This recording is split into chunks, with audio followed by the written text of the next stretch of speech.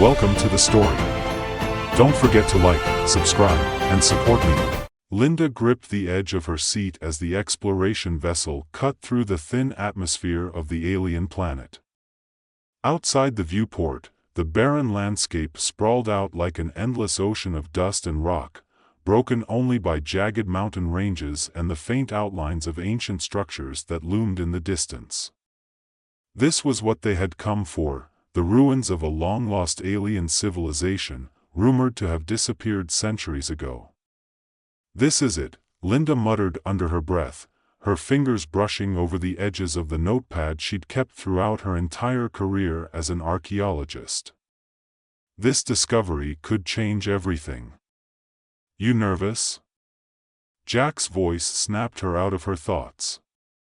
He was seated across from her, his feet casually propped up on the console. His relaxed posture was at odds with the gravity of their mission. "No, just thinking." She pushed her glasses up on her nose, glancing at the others in the cabin. Mira, their tech expert, was buried in her screens, tapping rapidly as she analyzed the scans. Commander Harris stood at the helm, his eyes fixed on the horizon ahead. The comm crackled to life. "Touchdown in 2 minutes," came the pilot's voice. The team braced themselves as the craft made its descent, the ground drawing nearer with every passing second. Linda's heart raced in sync with the hum of the engines. Her mind churned with the possibilities, the stories these ruins could tell, the secrets buried beneath layers of time and sand. She was on the brink of the greatest discovery of her career, perhaps of human history. The ship landed with a soft thud, and the team disembarked into the eerie silence of the alien world. Linda felt the crunch of dust beneath her boots as she stepped onto the surface. The air was thin, but breathable, and there was a faint breeze that stirred the sand around them.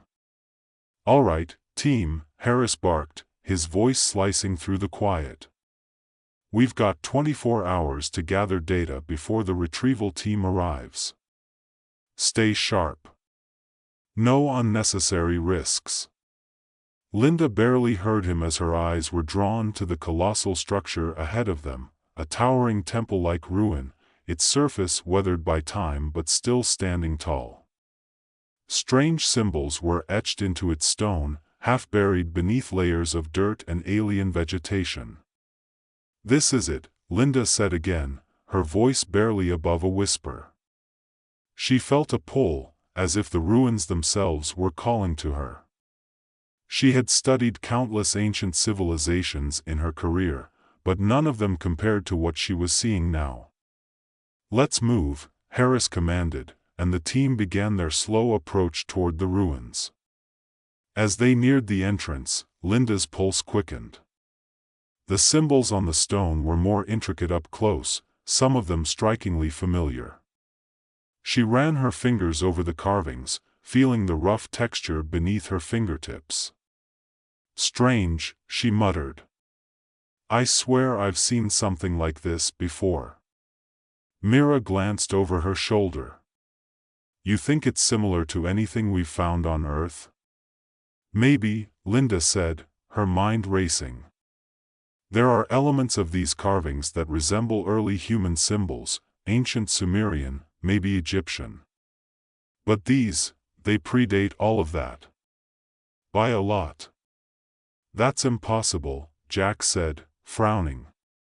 "You're saying these aliens influenced human culture?" "That's exactly what I'm saying," Linda replied, her voice filled with quiet awe. "And if I'm right, this changes everything we know about human history." Harris stepped forward, his brow furrowed. "Let's not jump to conclusions just yet. We gather the data, take it back to the experts on Earth, and let them sort it out. We're not here to rewrite history on the spot." Linda nodded, though her mind was already racing ahead. She could feel it in her bones. This discovery was going to shake the foundations of human civilization. They continued deeper into the ruins, navigating through crumbling corridors and vast chambers filled with alien artifacts. Linda's eyes darted from one symbol to the next, her mind trying to piece together the puzzle. "This place is incredible," Mira said, her voice hushed with reverence. "It's like walking through a time capsule. Everything's so preserved." "It's almost too well preserved," Jack said, his voice tinged with unease. "Like it's been waiting for us." Linda didn't respond. She was too focused on the inscriptions covering the walls. As they ventured deeper into the ruins, the symbols became more elaborate, more complex. It was as if the aliens had left a trail of breadcrumbs, leading them toward something. Then, they reached the heart of the structure, a massive chamber with a circular platform at its center. In the middle of the platform stood a towering obelisk, covered in the same intricate carvings they had seen throughout the ruins. "This is it," Linda whispered, her eyes wide with wonder. "This is the key." "The key to what?" Harris asked, his voice wary. "To everything," Linda replied, stepping toward the obelisk. "If we can decipher this, we'll know what these aliens were trying to tell us. We'll know how they influenced human history." Mira activated her scanning equipment, the hum of technology filling the chamber as she began collecting data. Jack circled the platform, his eyes scanning the room for any signs of danger. "Commander, I'm picking up some strange readings from this structure," Mira said, her voice tense. "There's energy here, something still active." Harris frowned. "Active? After all this time?" "Yeah," Mira replied, her fingers flying over her console. "But I can't pinpoint the source. It's like the whole place is alive." Linda's heart skipped a beat. Alive. The idea sent a shiver down her spine.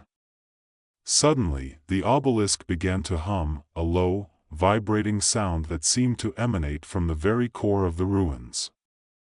Linda stepped back, her eyes wide as the symbols on the obelisk began to glow with an ethereal light. "What the hell is happening?" Jack shouted, his hand instinctively reaching for his weapon. "I don't know," Mira replied, her voice filled with a mixture of awe and fear. "But whatever it is, we just activated it." The ground beneath them trembled, and the walls of the chamber lit up with streams of light, forming intricate patterns that spread out from the obelisk and across the room. "Get back!" Harris shouted, his voice filled with urgency, but it was too late. The obelisk emitted a blinding flash of light, and the next thing Linda knew, she was no longer in the chamber. She was standing in a vast field, the sky above her filled with strange, swirling constellations. She could feel the wind on her face, hear the distant sound of water flowing. Where am I?" she whispered, looking around in confusion. She wasn't alone. Figures began to emerge from the shadows, tall, elegant beings with elongated limbs and shimmering skin. They moved gracefully, their eyes glowing with intelligence and wisdom. "Welcome," one of them said, their voice resonating in Linda's mind. "You have come far to seek the truth." "The truth about what?" Linda asked, her voice trembling.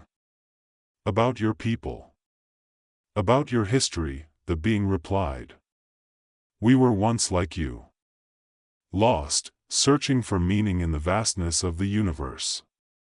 But we found the answers we sought. And we shared them with your ancestors." Linda's heart pounded in her chest. You influenced human civilization? You taught us?" "Yes," the being replied. "We saw potential in your kind. We guided you, helped you build the foundations of your culture.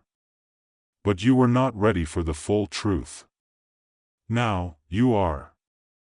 The scene around her shifted, and Linda found herself standing in ancient Mesopotamia, watching as the alien beings interacted with early humans, teaching them how to cultivate crops, build structures, and create written language.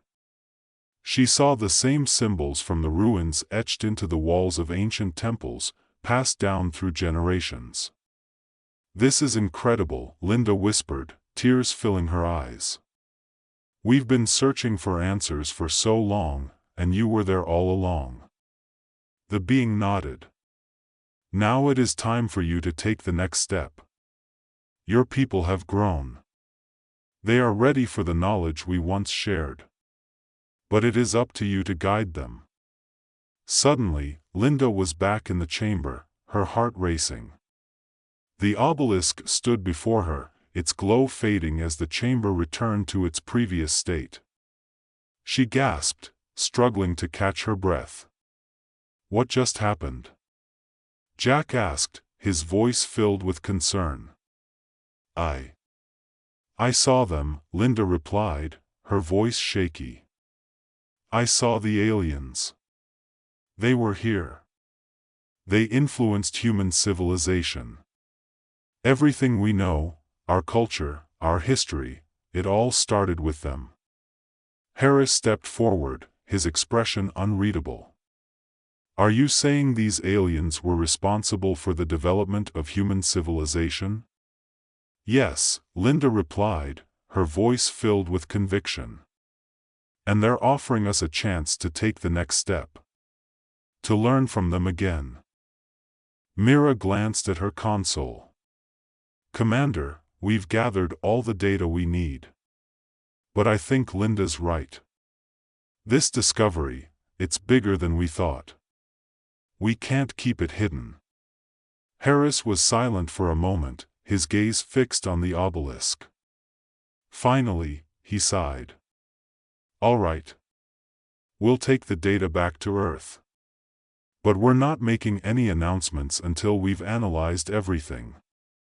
Linda nodded, though she knew that this discovery would change the world forever. As they made their way back to the ship, her mind was already racing ahead. Humanity was about to enter a new era, one shaped by the knowledge of its true origins. Linda stared out the window of the exploration vessel as it ascended from the alien planet's surface, her mind still spinning from the discovery they had made. The landscape below slowly faded from view, replaced by the vast expanse of stars.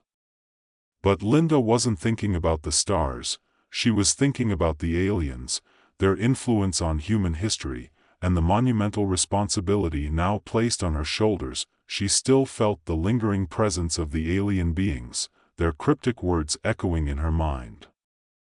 It wasn't just the discovery of an ancient alien civilization that had shaken her, it was the revelation that humans weren't the pioneers they had believed themselves to be. They were students, shaped and molded by a more advanced species. The knowledge had been passed down through generations, forgotten over time but now rediscovered. "Linda, you okay?" Jack's voice broke through her thoughts. He stood at her side, concern etched on his face. She turned to him, her expression still distant. I can't stop thinking about what we saw down there. What it means." Jack sighed, leaning against the wall of the cabin. "It's huge. I get it. But we have to be careful about how we handle this.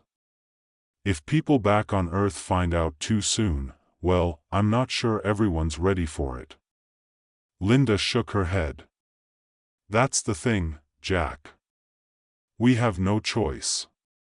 This is bigger than us, bigger than any government or institution. Humanity deserves to know its true history." "Maybe," he said, "but there's always a risk when you challenge what people believe. You can't just rewrite history overnight without consequences." "I know," she said, her voice soft. "But this isn't just about history. It's about the future. The alien said we're ready to take the next step, but what does that even mean? What step are we supposed to take?" Jack didn't have an answer for her. No one did. They were approaching the command center of the ship now, the hum of the engines a constant background noise. Harris stood at the helm, reviewing the data they had collected from the ruins. His face was stern, focused. He turned when he heard them approach. "I've been going through the readings," Harris said without preamble. "There's enough here to shake up our entire understanding of human evolution, no doubt about it. But we need to be strategic about how we release this information." "Strategic?" Linda echoed, frustration creeping into her voice. "We can't just sit on this, Commander. This discovery belongs to everyone, not just a select few." Harris narrowed his eyes. "I'm not saying we bury it, Linda. But if we don't control the narrative, we could cause mass panic. Imagine what'll happen when people realize their ancestors were manipulated by an alien race. We need to think carefully before we act." Linda opened her mouth to protest, but Mira stepped in. "He's right, Linda. I don't like it either, but we have to be smart. If we rush this, we risk losing control of the situation." Linda sighed, knowing they had a point. The weight of the responsibility pressed down on her, heavier than she had anticipated. She had uncovered the greatest secret in human history, but what good would it do if the revelation caused chaos? She crossed her arms, staring out at the stars beyond the viewport. "So what do we do?" "We take the data back to Earth, share it with the people who can help us analyze it further," Harris said. "We'll need experts from every field: anthropology, linguistics, archaeology.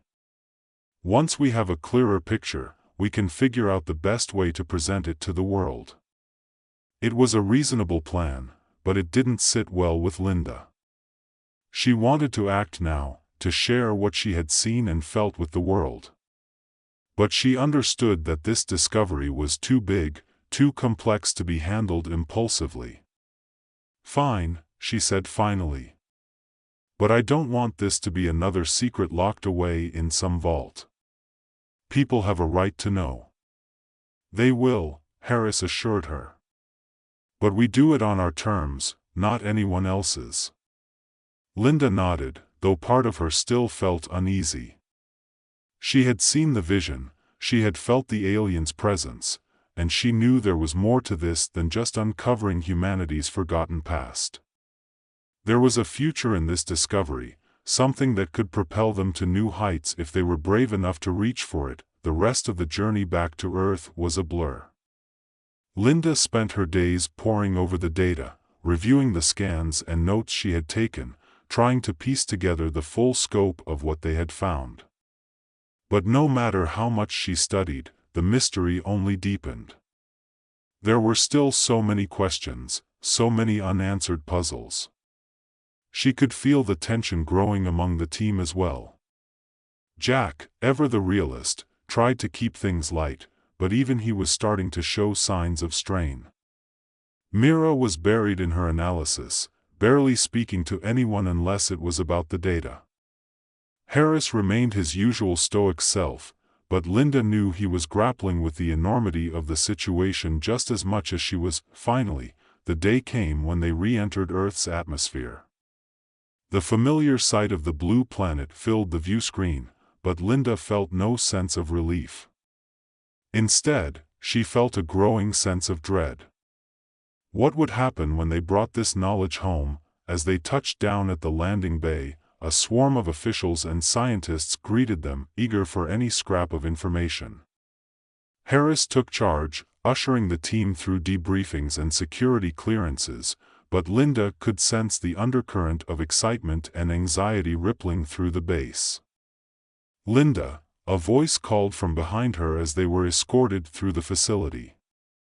She turned to see a tall man in a crisp suit approaching, his expression unreadable. Dr. Richard Moore, head of the Historical Studies Division. Linda shook his hand, her eyes narrowing slightly. "I assume you've been briefed." "Briefed, yes," Moore said with a tight smile. but I'd like to hear it from you."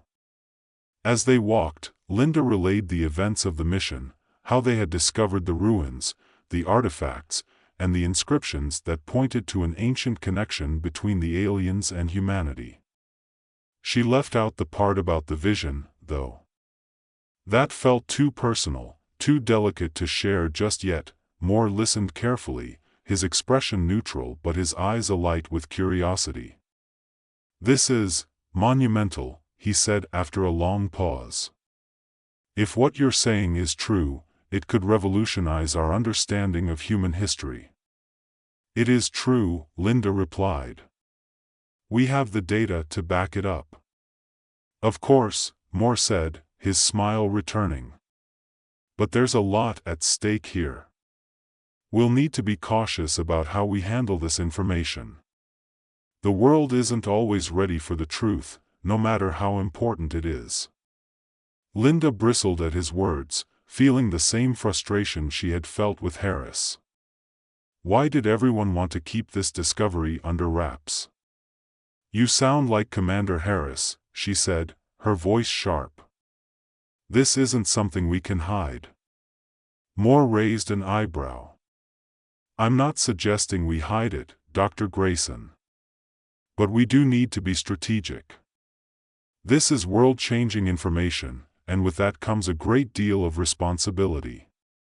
We need to ensure that it's presented in a way that's manageable." Linda sighed, the weight of it all pressing down on her again. She had thought the hardest part of this journey would be uncovering the truth. She hadn't realized that convincing the world to accept it would be an even greater challenge. They reached the briefing room, where the rest of the team was already seated. Linda took her place, her mind racing as the debriefing began. Questions were asked, data was presented, and yet, through it all, Linda couldn't shake the feeling that they were still missing something, some crucial piece of the puzzle that the aliens hadn't revealed, and then it hit her. The vision. The aliens had shown her the past, but they had also hinted at something more, something that humanity was on the verge of achieving. But what was it? And how were they supposed to find it? As the debriefing continued, Linda's thoughts drifted back to the obelisk, to the glowing symbols and the ethereal voices that had spoken to her. The aliens had given them the knowledge of the past, but they had also promised something more, a future that only humanity could unlock. The answer was there, buried in the ruins, in the data, in the history that was now theirs to uncover. But it wasn't just about understanding the past, it was about shaping the future. When the debriefing finally ended, Linda stood, her mind made up. She wasn't going to let this discovery be buried in bureaucracy and caution. The world needed to know the truth, and she was going to make sure they did. Welcome to the story. Don't forget to like, subscribe, and support me. The vastness of space stretched endlessly in every direction, a backdrop of eternal stars and distant nebulae. In the middle of it all, Earth's most advanced exploration vessel, the Horizon, sliced through the black void like a blade, heading toward the uncharted planet of Xylaria. Within its sleek metallic hull, a small team of scientists and soldiers prepared for the mission that could change humanity's future forever. Alex Kane, the lead botanist and the one person whose understanding of plant biology had earned her the respect of the entire scientific community, stood at the viewing port. Her eyes were fixed on the swirling, azure planet coming into view. Xylaria was no ordinary world. According to satellite scans, its entire ecosystem revolved around one miraculous entity, the Tree of Life. A voice crackled through her earpiece, pulling Alex from her thoughts. "We're approaching Xylaria's orbit. Prepare for descent." Alex turned, her gaze passing over her team. Dr. Lara Zhao, the xenobiologist, was hunched over a data tablet, cross-referencing alien flora they expected to encounter. Dr. Mateo Garcia, the geneticist, busied himself checking his samples, eager to unlock the mysteries of the plant life they would study. And then there was Captain Owens, head of the military escort, who stood nearby, his arms crossed, his posture rigid with the weight of the mission ahead. The tension in the room was palpable. The Zarnoth Dominion, a collapsing alien empire, had received the same data on Xylaria, and the moment they learned about the Tree of Life's potential to save their dying civilization, they mobilized. If Earth wanted to secure the tree's life-giving properties, they had to move fast. Alex tried to focus on the task ahead. This mission wasn't just about science, it was about survival.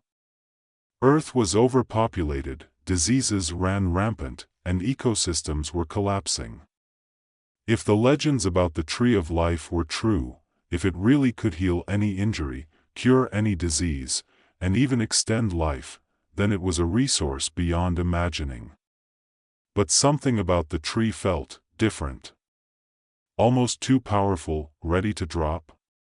Captain Owen's voice was rough, military training woven into every word. He glanced at Alex as he strapped on his gear, clearly skeptical of the scientist's ability to handle the dangerous mission ahead. "Ready as I'll ever be," Alex replied, her fingers tightening around the strap of her backpack. She could feel the weight of responsibility pressing down on her.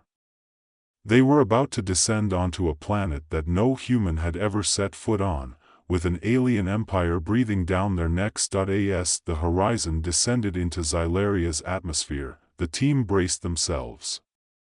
The planet's surface unfolded below them, a mesmerizing landscape of bioluminescent forests, vast rivers of glowing algae, and at the heart of it all, towering above everything, the Tree of Life.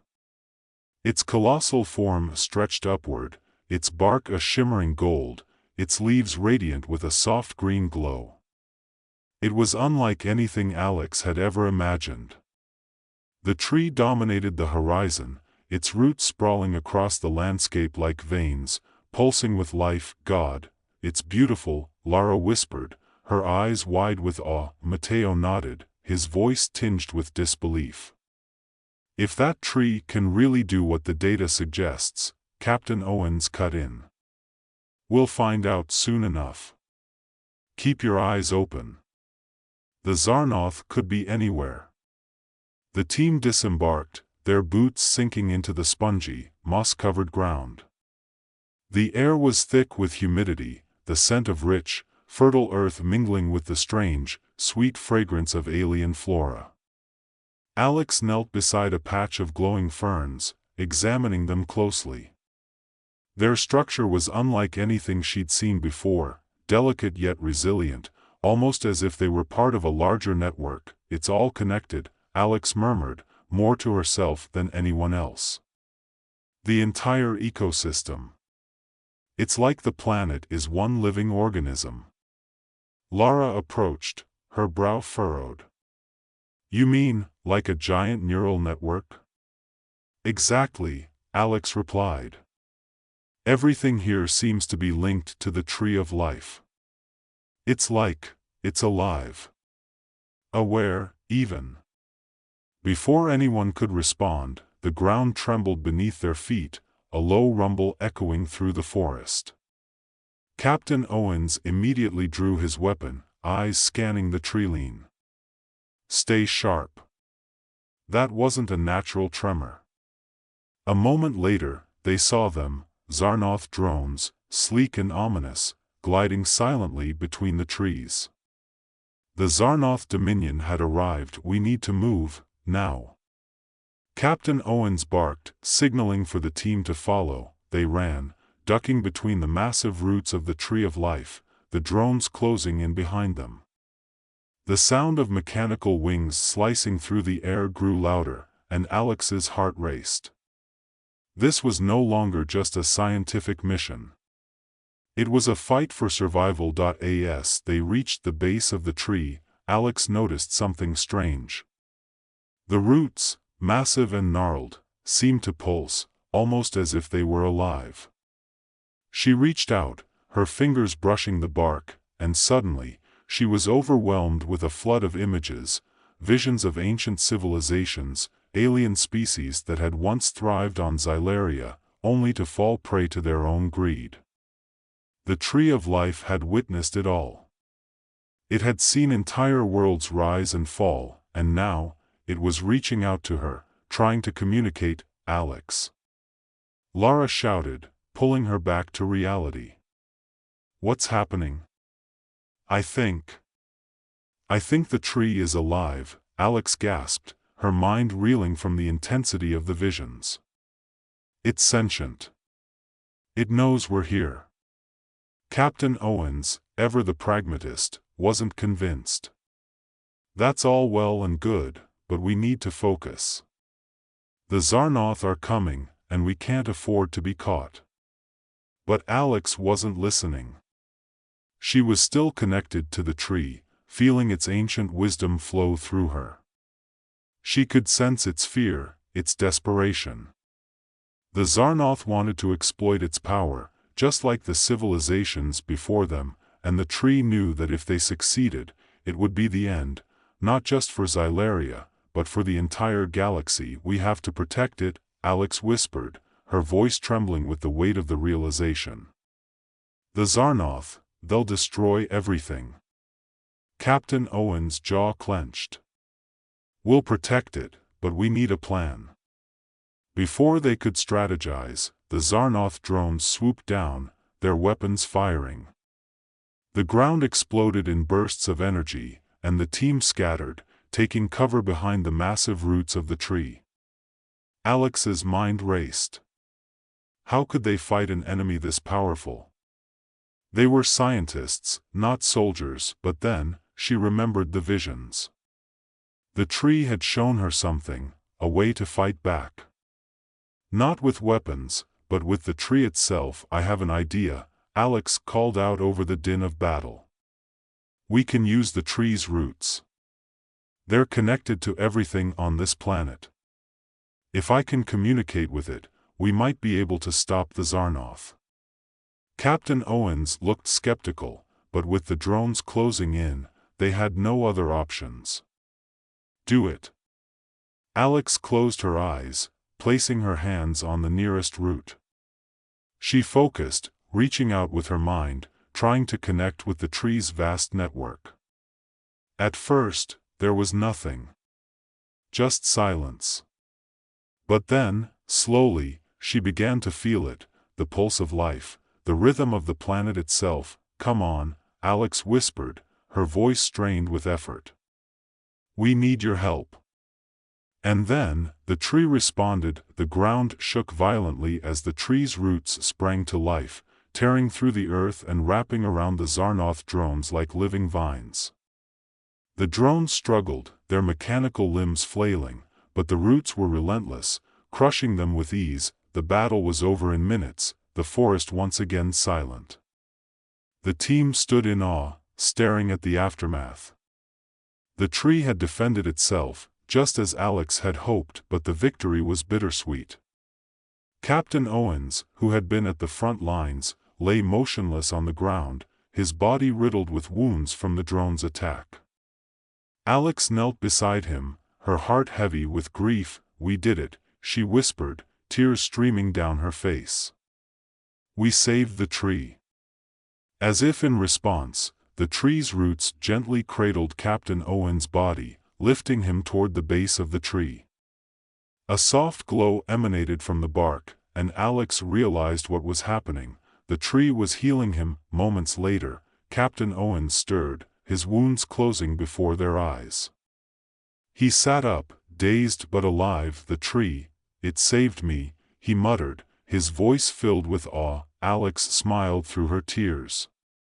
"It's more powerful than we ever imagined." With the Xarnoth threat neutralized, the team gathered samples from the tree. One small, glowing seed, no larger than a pebble, pulsed with the same life energy that had saved Captain Owens. It was a gift from the tree, a symbol of hope for Earth's future. As they prepared to leave Xylaria, Alex couldn't help but feel a deep connection to the planet and its guardian tree. They had come seeking a cure for Earth's ailments, but they had found something far greater, a reminder of the delicate balance between life and power. The journey home was somber, but filled with a renewed sense of purpose. The seed from the tree of life had the potential to change everything, but Alex knew it came with a responsibility. The tree had shown her the destruction that greed could bring, and she vowed to ensure that humanity wouldn't repeat the mistakes of the past. As Earth's skyline came into view, Alex held the seed in her hand, feeling the faint pulse of life within. The future was uncertain, but one thing was clear: the tree of life had given humanity a second chance. What they did with it was up to them. As the horizon entered Earth's atmosphere, Alex sat quietly in the crew quarters, the glowing seed from Xylaria resting in her palm. It emitted a faint warmth, like a heartbeat, a reminder of the immense power it held. She could feel the weight of responsibility pressing down on her. This wasn't just about scientific discovery anymore.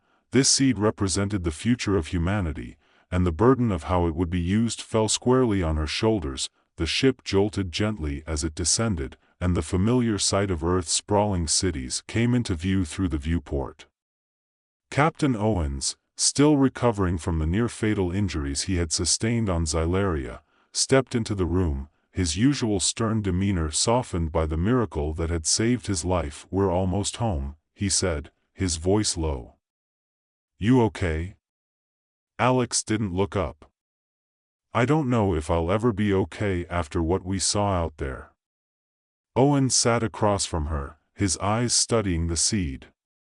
"That thing's going to change everything, isn't it?" Alex nodded, her fingers tightening around the small, glowing object.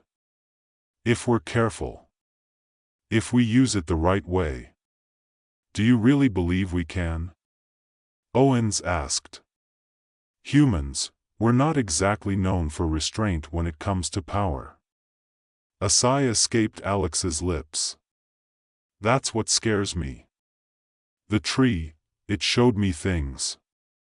Civilizations that came before us, species that were destroyed because they tried to control its power. What if we're no different?" Owens leaned back, his gaze shifting to the viewport. "Maybe that's why you're the one who has it. You've seen what's at stake. You understand it better than anyone else." Alex looked up at him, her expression weary. "But it's not just up to me. There are going to be people, powerful people, who will want to use this for their own gain. I've seen what greed does. I'm afraid I won't be able to stop them." There was a long silence before Owen spoke again, his voice steady and reassuring. "You're not alone in this, Alex. You have a team. You have us. And we'll fight to make sure this stays in the right hands." She gave him a small, grateful smile. "I hope so." The ship landed with a soft thud, the engines powering down as they docked at the base. The doors opened, and the blinding lights of the decontamination bay flooded the room. Alex slipped the seed into a protective case and stood, ready to face the next stage of their mission. As they stepped off the horizon, they were greeted by a swarm of government officials, scientists, and military personnel. The team was whisked away to a secure facility, where they were debriefed for hours. Every detail of their journey to Xylaria was scrutinized, every piece of data analyzed. But the seed, its true potential, was kept under strict guard. Only a few people knew of its existence, and Alex intended to keep it that way for as long as possible. Weeks passed in a blur of meetings, reports, and presentations. Alex found herself in the midst of a political storm, as factions within the government vied for control over the seed. Some wanted to use it for medical purposes, others saw it as a weapon, and a select few believed it should be destroyed to avoid the risk of misuse. Through it all, Alex remained steadfast, advocating for the seed's use as a tool for healing, not exploitation. She argued passionately that the seed should be studied carefully, its benefits shared with all of humanity, not hoarded by the powerful. One evening, after yet another exhausting meeting, Alex found herself alone in her lab, staring at the seed. It pulsed softly under the dim lights, a constant reminder of the choices ahead.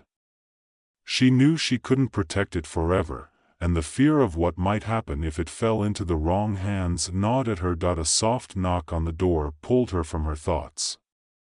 It was Dr. Lara Zhao, her friend and closest ally during the mission. "You look like you could use a break," Lara said, stepping into the room and closing the door behind her. Alex sighed.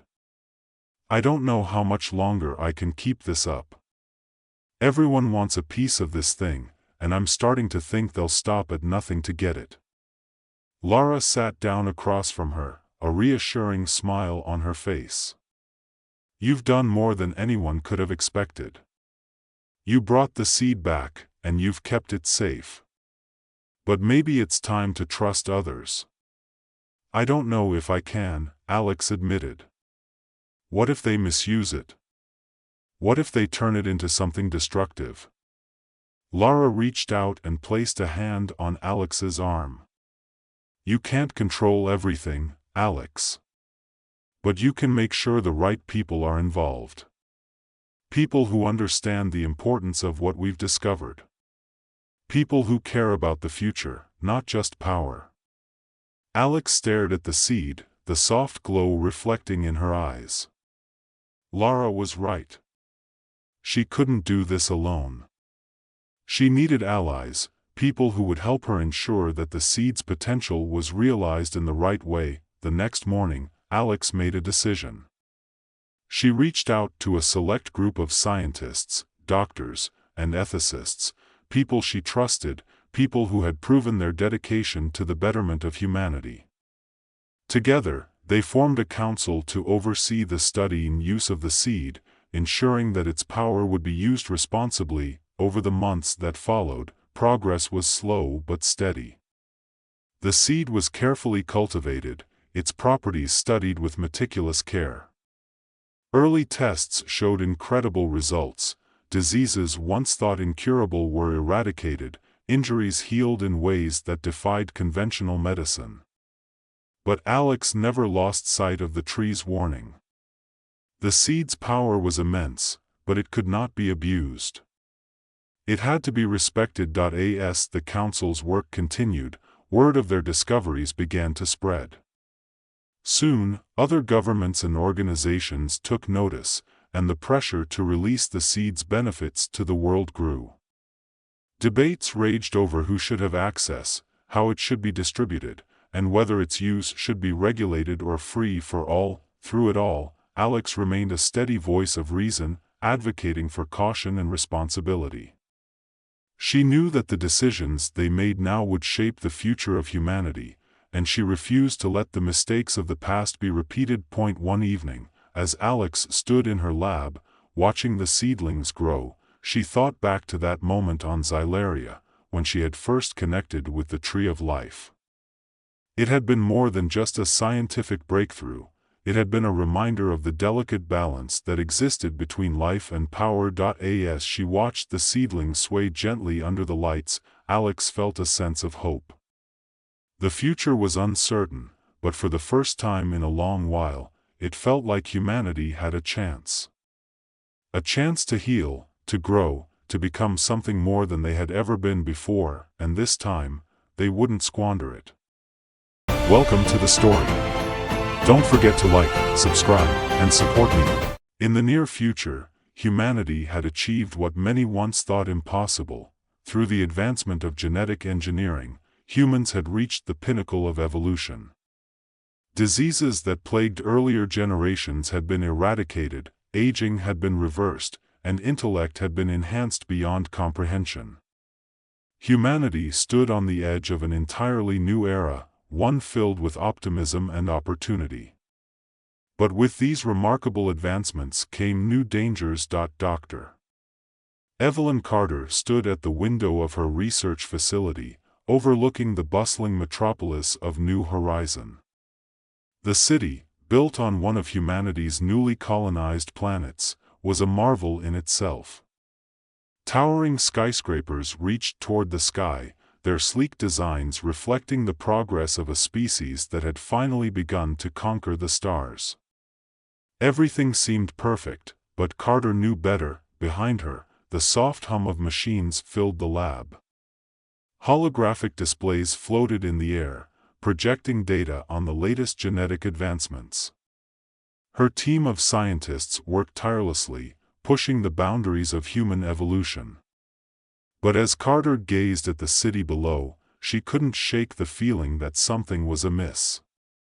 She had received troubling reports from the Intergalactic Council, a coalition of alien species that had long dominated the galaxy.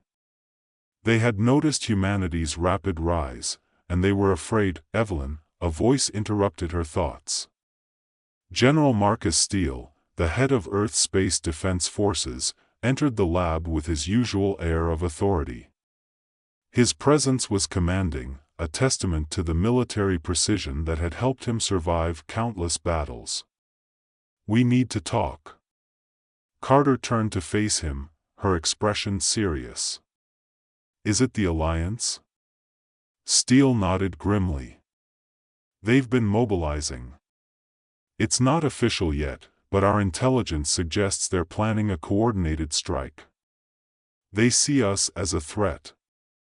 Carter let out a slow breath. "We knew this was coming. They've been watching us for years, waiting for an excuse." "They won't wait any longer," Steele said. "They're afraid we'll surpass them, and they're not wrong. Our advancements have put us on equal footing, if not ahead of some of their oldest civilizations. And now they're going to try and stop us before we can fully emerge." Carter finished his thought. "But they're underestimating us." Steele's eyes narrowed. "We need to be ready, Evelyn. The attack could come at any moment." For a long moment, they stood in silence, the weight of the situation pressing down on them. The stakes had never been higher. Humanity's future hung in the balance, and they couldn't afford to fail. "We need to alert the Council," Carter said finally. "They may not believe us, but we have to try." Steele shook his head. "The Council's divided. Some of the more peaceful species might listen, but the warlike ones are itching for a fight. They won't back down." "Then we'll have to prepare for the worst," Carter said, determination settling into her voice. "We've come too far to be stopped now." The first wave of the alien attack came faster than anyone had expected. Ships from the Intergalactic Alliance appeared on the outskirts of the solar system, their sleek forms cutting through the void like predators stalking their prey. They struck at Earth's outer colonies first, targeting defense outposts and research facilities. Their goal was clear: cripple humanity's ability to defend itself before launching a full-scale invasion. But humanity was not unprepared. In the heart of the New Horizon space colony, General Steele rallied his forces. The Space Marines, armed with the latest in human-engineered weapons and technology, stood ready. Alongside them were the genetically enhanced soldiers, the result of years of experimentation and refinement. These superhumans, stronger, faster, and smarter than their predecessors, were humanity's greatest hope in the coming war. Lieutenant Noah Zhang, one of the most decorated of these enhanced soldiers, led his team to the front lines. His enhanced senses allowed him to anticipate the movements of the enemy before they even happened, and his reflexes were faster than any human before him. "They're coming in hard," Zhang said through his comms as he studied the approaching fleet. "But we've got this." His team moved with precision, their minds linked through a neural network that allowed them to share information instantaneously. This was one of the latest advancements, the ability to connect thoughts and strategies in real time, turning individual soldiers into a unified force. The first wave of alien ships fired, beams of energy lancing through the blackness of space. But Zhang and his team were ready. They launched their counterattack, utilizing advanced targeting systems and precision strikes. The alien ships, though formidable, found themselves outmatched by the sheer ingenuity and coordination of the human forces. Back on Earth, Dr. Carter watched the battle unfold on a massive holographic display in the command center. Steele stood beside her, his arms crossed, his face grim. "They're testing us," Carter muttered. "This isn't the full force of the Alliance." Steele nodded. "They're trying to see how we'll respond. But they'll regret underestimating us." As the battle raged on, humanity's forces began to turn the tide. The alien ships, though technologically advanced, couldn't match the level of coordination and strategic adaptability that the human forces displayed. The neural network, which allowed soldiers to act as one, proved to be an overwhelming advantage. Lieutenant Zhang's team broke through the enemy lines, targeting the command ship of the alien fleet. With precision strikes, they disabled the ship's shields and launched a boarding party. The ensuing battle inside the alien ship was brutal, but Zhang and his team's enhanced abilities gave them the upper hand.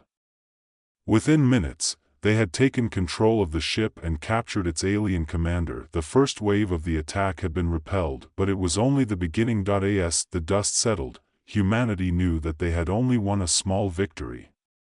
The real challenge lay ahead. The Intergalactic Alliance, humiliated by their initial defeat, would regroup and come back stronger. They wouldn't stop until humanity was either crushed or brought to heel. In a private meeting with the human leadership, Dr. Carter laid out her plan. It was bold, risky, and had never been attempted on such a large scale before.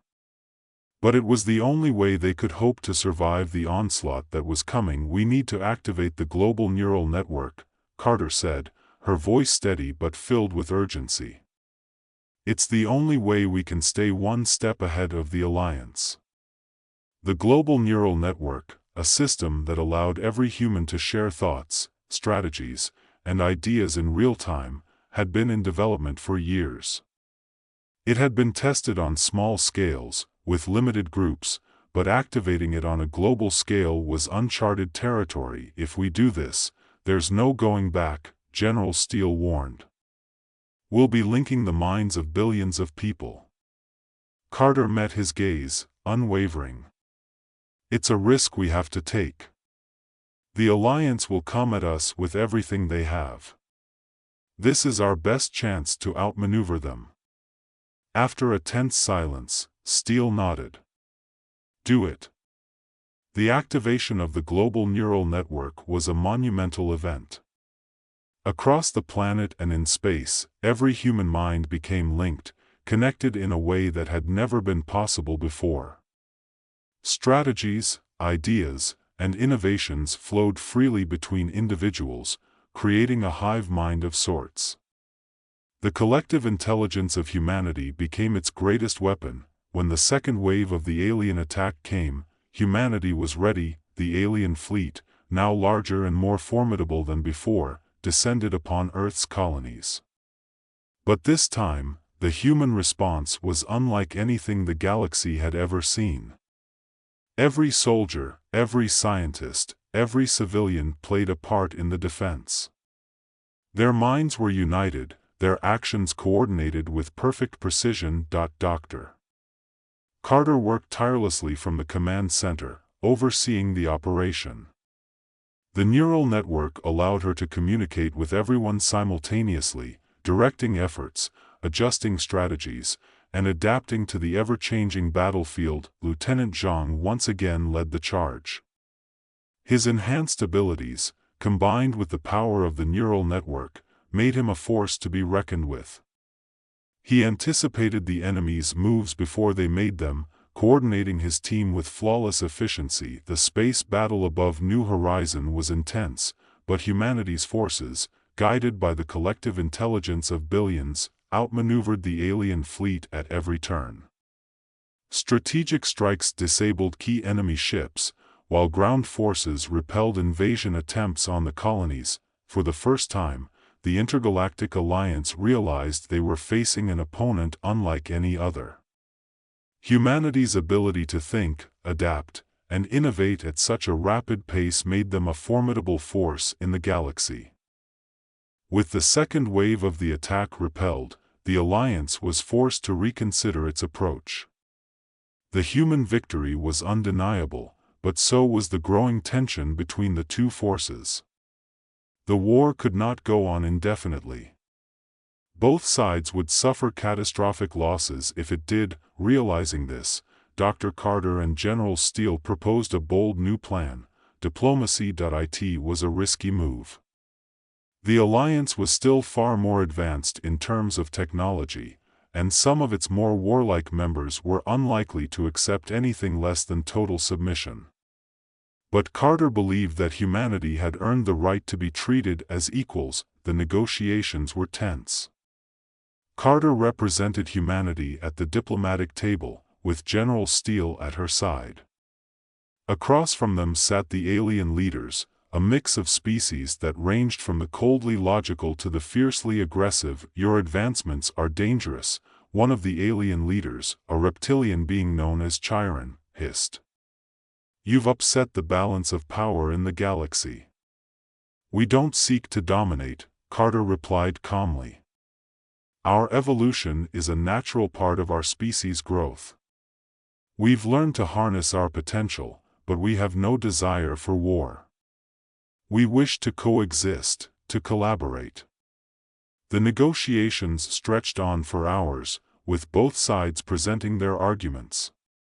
Some of the alien leaders were swayed by Carter's words, recognizing that humanity's advancements could benefit the entire galaxy. Others remained skeptical, unwilling to trust a species that had risen so quickly. In the end, it was humanity's display of unity and intelligence that tipped the scales. The alien leaders saw that humanity, far from being a threat, had the potential to become a valuable ally in the galaxy. Their ability to adapt, innovate, and defend themselves against overwhelming odds had earned them the respect of even the most powerful species in the Alliance. In the aftermath of the negotiations, humanity was formally accepted into the Intergalactic Council. It was a historic moment, one that marked the beginning of a new era in the galaxy.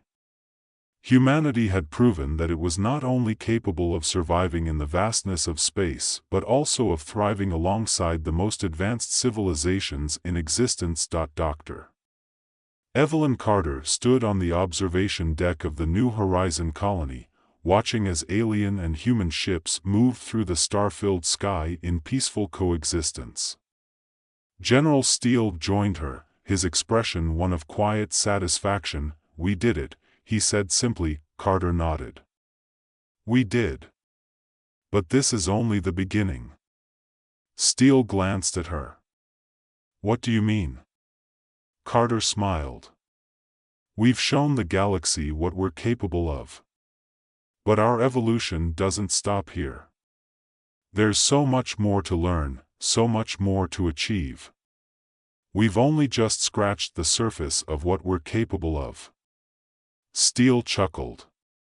"I suppose you're right. But for now, I think we've earned a little peace." Carter nodded again, her gaze returning to the stars. Peace, for now. But she knew that the future held endless possibilities. Humanity's journey was far from over, and with the collective intelligence of an entire species behind them, there was no limit to what they could achieve. The galaxy had better be ready. The weeks that followed humanity's acceptance into the Intergalactic Council were marked by a cautious but optimistic collaboration. Diplomats from Earth traveled to distant star systems to establish new alliances, while alien envoys visited human colonies to learn more about this remarkable species that had risen so quickly. The tension that had defined humanity's relationship with the galaxy was slowly being replaced with mutual curiosity and respect. Dr. Evelyn Carter found herself busier than ever. As one of the leading figures behind humanity's evolutionary advancements, she was invited to speak at conferences, council meetings, and scientific symposiums across the galaxy. It was exhausting, but exhilarating. Everywhere she went, she was met with a mix of admiration and wariness. The other species recognized the potential humanity possessed, but there was still a lingering unease about how far these new abilities could take them. General Marcus Steele, now promoted to lead Earth's defense forces on a galactic scale, maintained a more pragmatic view. While the diplomatic overtures were promising, he remained vigilant. Humanity had survived the initial storm, but the galaxy was full of uncertainties. He couldn't afford to relax entirely, not when so much was still unknown about their new allies and, more importantly, their enemies. One evening, after a long day of meetings with alien delegates, Carter and Steele found themselves in a quiet corner of New Horizons' central observation deck. The stars outside shimmered like jewels in the blackness of space, and the sprawling city below was alive with activity. Though they had come a long way, both of them knew there was still much work to be done. Carter sipped from a glass of water, her mind turning over the complexities of their new role in the galaxy. "We're standing at a crossroads, Marcus. The choices we make now will determine whether we truly integrate with the Council or if we become outsiders again." Steele leaned against the railing, his eyes scanning the starry expanse. "You're not wrong. But we can't afford to lose sight of what got us here. Our strength, our ability to adapt, that's what earned us their respect. We'll need to keep those sharp." Carter nodded. "Still, it's strange.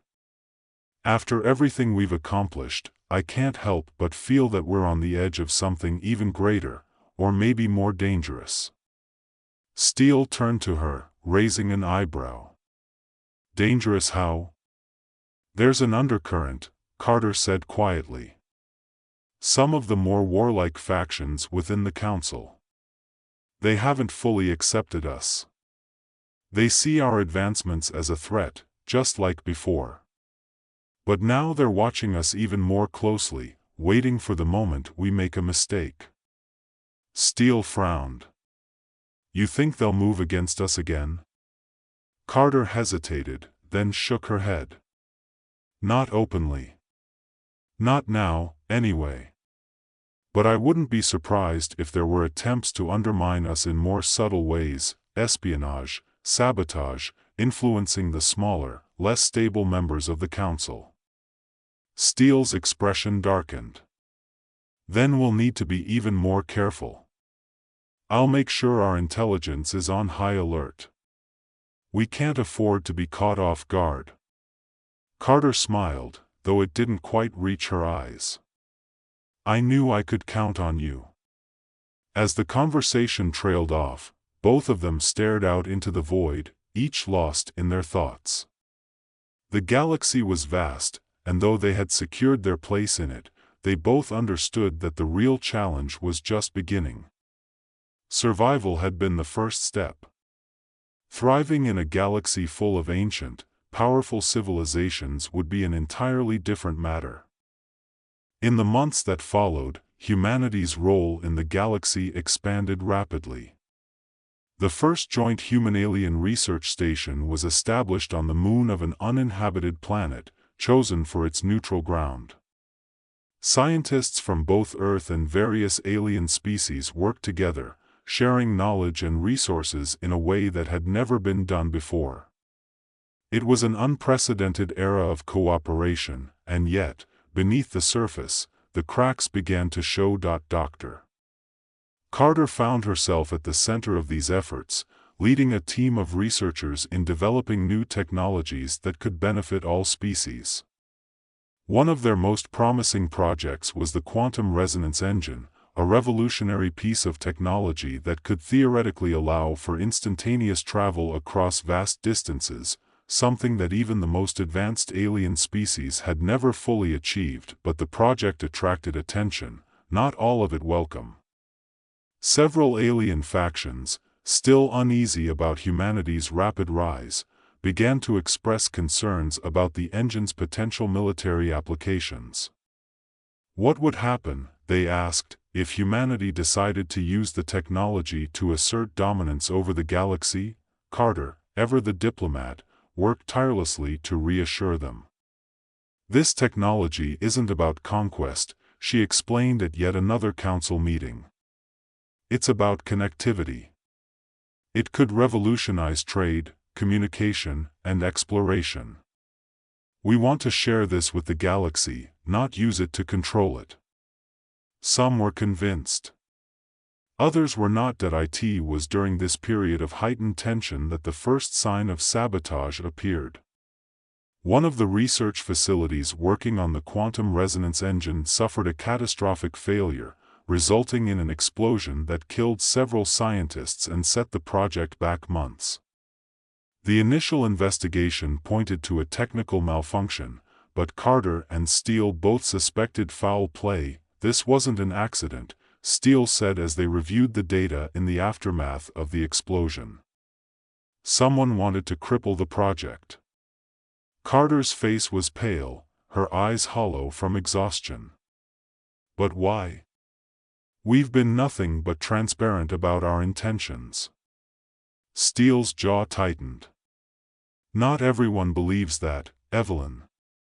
Some factions still see us as a threat, no matter what we say. And now they're making their move. Determined not to let fear dictate their actions, Carter and her team pressed on with the project, doubling their efforts to ensure that security was airtight. Steele deployed additional forces to protect the research facilities, and counterintelligence teams worked around the clock to root out any possible saboteurs. The tension was palpable, and the stakes were higher than ever, but humanity's resolve remained unshaken. The turning point came when Lieutenant Noah Zhang, now one of Earth's most decorated soldiers, uncovered critical information during a covert mission on a distant planet.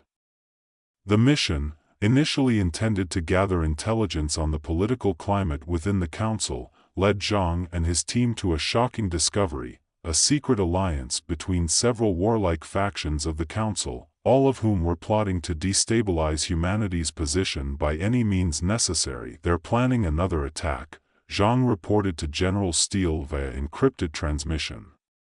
They're recruiting mercenaries and rogue elements from the fringes of the galaxy. This isn't going to be an official strike, they're using deniable assets to make it look like a third-party operation. Steele's face hardened as he listened to the report. Do they have a timeline? Not yet. But it's coming. They're trying to weaken us from within first: sabotage, misinformation, anything they can do to undermine our credibility. We'll be ready, Steele said, his voice filled with grim determination. Keep digging, Lieutenant. We need everything we can get. With Zhang's intel, the threat became clear. Humanity wasn't just facing overt military action, but a shadow war, one fought in the dark corners of the galaxy where alliances shifted like the wind. But if there was one thing humanity had proven, it was their ability to adapt. Dr. Carter, undeterred by the setbacks, pushed forward with the quantum resonance engine, now more determined than ever to see it completed. She knew that this technology, if successful, could be the key to not just securing humanity's place in the galaxy, but also forging stronger ties with their allies. It represented the future, a future where humanity could truly stand as equals with the most powerful civilizations in the galaxy. As the final stages of the quantum resonance engine neared completion, the galaxy held its breath. Would humanity succeed in creating a new era of connectivity, or would their efforts be sabotaged by those who feared their potential? The tension reached its peak on the day of the engine's inaugural test. Representatives from across the galaxy had gathered at the research station to witness history in the making. Dr. Carter stood before the assembled crowd, her heart pounding in her chest. She had spent years working toward this moment, and now it was finally here. Today, we take a step into the future, she said, her voice clear and steady. A future where distance is no longer a barrier, where cooperation and unity are our guiding principles. This engine represents what we, as a species, can achieve when we work together. Not just humanity, but all of us. The countdown began, and the tension in the room was palpable. Every eye was fixed on the massive machine at the center of the room, its core pulsing with energy. As the final seconds ticked away, Carter held her breath. When the engine activated, the room was bathed in a brilliant light. For a moment, it seemed as if the fabric of reality itself was bending, stretching, and then, nothing. The light faded, and the room was silent. Then the cheers erupted. The test had been a success. The quantum resonance engine had worked. Carter let out a shaky breath, a smile breaking across her face. They had done it. Against all odds, they had done it. As the celebrations began, Carter and Steele exchanged a look. They both knew that this was just the beginning. The galaxy was vast, and their journey was far from over. But for the first time, they felt truly ready for whatever lay ahead. Humanity had evolved. And now, the galaxy belonged to them as much as it did to anyone else. Welcome to the story. Don't forget to like, subscribe, and support me. Grayson Hale steadied himself in the cockpit of the stealth ship, his eyes narrowing as Zalara, the distant alien world, filled his viewport. The glow of the planet's atmosphere shimmered in hues of emerald and copper, a stark contrast to the lifeless expanse of space around him. His hands, gloved in nanofiber mesh, gripped the controls with the precision of a man who had done this far too many times. Missions like these were supposed to get easier, predictable, almost routine. But every new world he infiltrated brought its own set of challenges, and Zalara was no different. The Unified Human Defense Council had briefed him in cold, pragmatic terms. Destabilize the Shrellian hierarchy, they'd said. The ruling class has become too aggressive, too powerful. The Shrellians, an ancient and technologically advanced race, had never seen humans as equals, until now. Grayson's mission wasn't just to break the back of their military but to shift an entire civilization's view of humanity. Alone. A sudden ping from his console brought him back to the present. Zalara's orbital defense grid had picked up a faint signal, though Grayson's stealth technology rendered his ship all but invisible to standard detection. The planetary security system was formidable, but Grayson had anticipated this. A quiet hum filled the cabin as he engaged a series of cloaking maneuvers.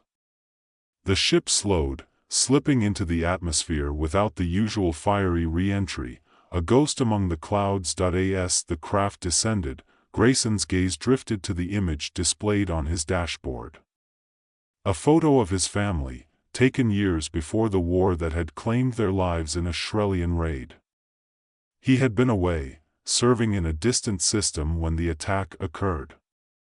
That was the moment he swore vengeance, a quiet, simmering promise to himself that he would make the Shrellians pay for what they had done. The ship touched down in a barren section of Zalara's northern hemisphere. The landscape was rugged and desolate, a wasteland of jagged rocks and mineral deposits, stretching endlessly toward the horizon. It was the perfect place to land unseen. Grayson activated the ship's concealment protocols and stepped out into the dry air, his armor shifting subtly to blend into the landscape.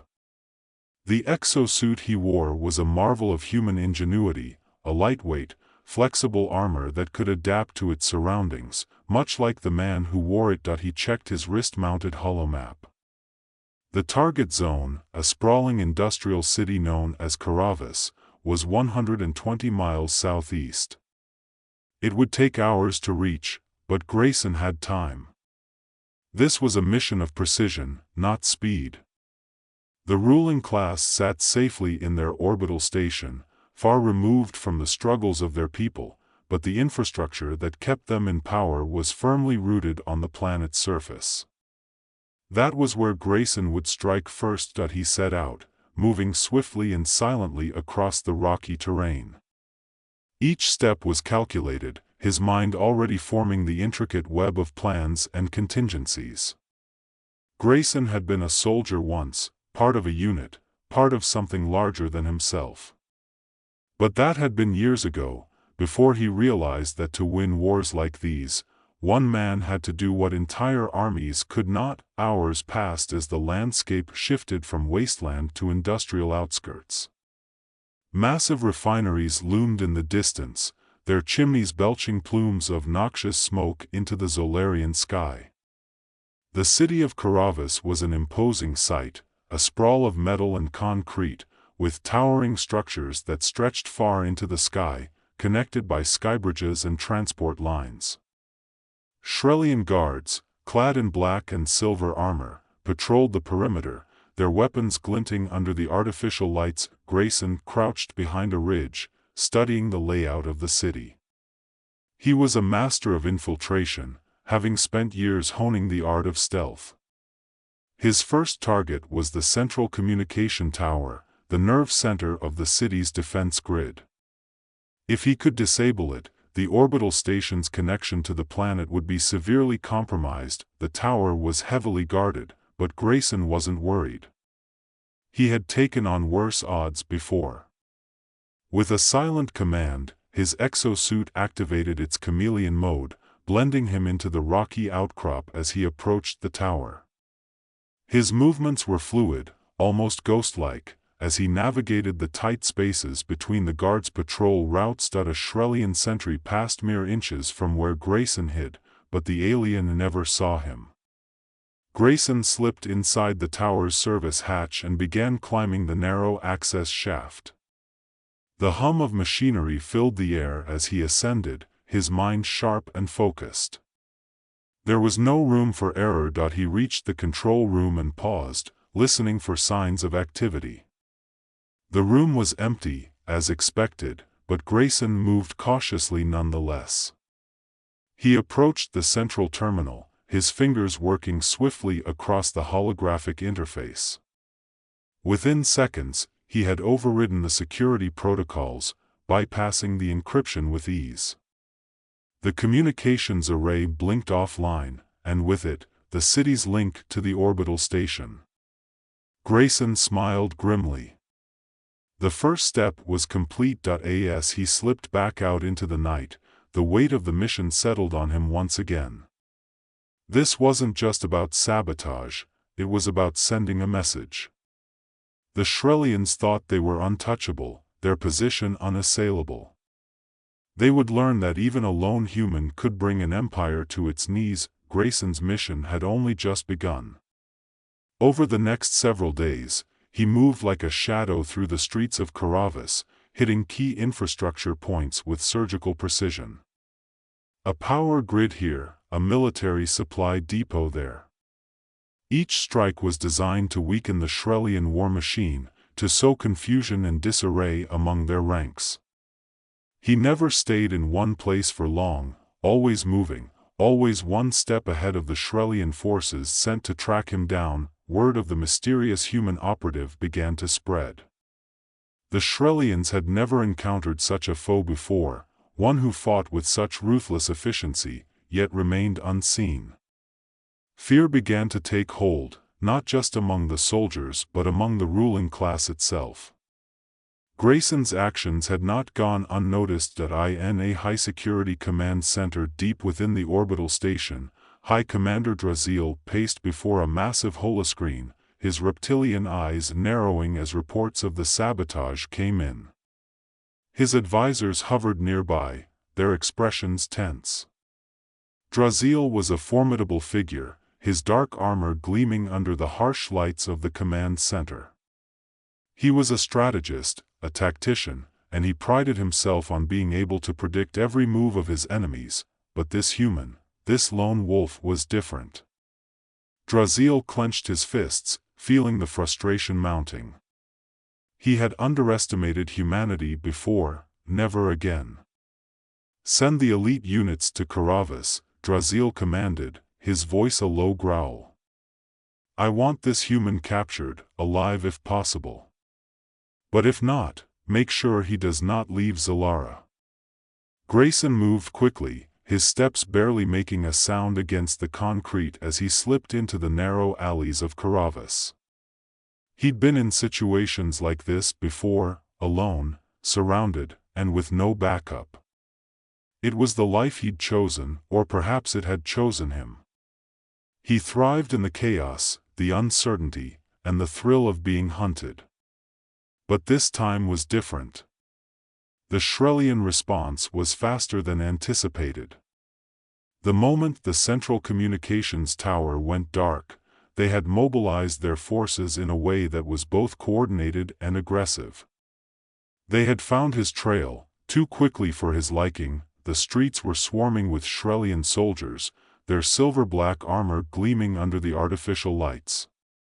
Patrols marched in tight formations, their weapons drawn, scanning every shadow for signs of the intruder. Grayson blended into the darkness, his adaptive suit shifting its color to match the dull grays and blacks of the cityscape. Every movement had to be deliberate, precise. One wrong step, and he would be surrounded. But this wasn't the first time Grayson had outmaneuvered a superior force. He was a master of making his enemies play into his hands. His objective now was simple: sow further chaos before moving on to his next target. Every move he made was designed to cause more disruption, to create confusion among the ranks, and to stretch the Shrellian military thin. He had to keep them chasing ghosts while he dismantled their empire, piece by piece. That he turned a corner, slipping into the shadow of a tall industrial building. From his vantage point, he could see the Shrellian soldiers deploying in the distance, spreading out across the grid. They were moving fast, but not fast enough. Grayson activated a small, palm-sized device strapped to his wrist. A faint hum vibrated through the air as the signal jammer went live, sending out pulses that would interfere with their tracking systems. It wouldn't disable them entirely, but it would slow them down, make them second-guess their sensors. That was all he needed. He moved swiftly through the maze of alleyways, recalculating his approach with every step. His next target was a military supply depot located at the heart of the city, a central hub where weapons, fuel, and equipment were stored for quick deployment.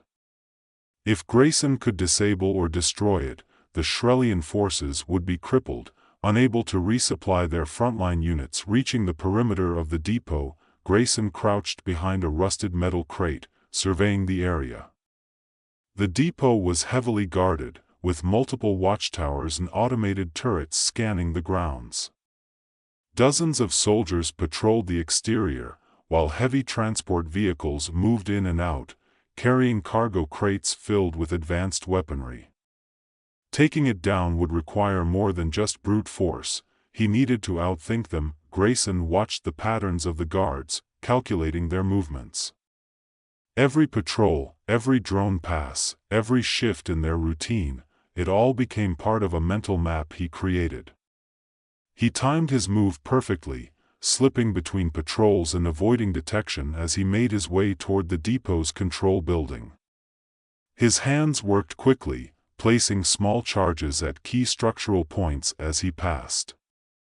The explosives were small but powerful, enough to take down critical components without leveling the entire area. His goal wasn't mass destruction, it was precision. By the time he reached the control room, he had already planted enough charges to cripple the depot. He entered the room, silent and invisible. The Shrellian officers inside had no idea they were being watched.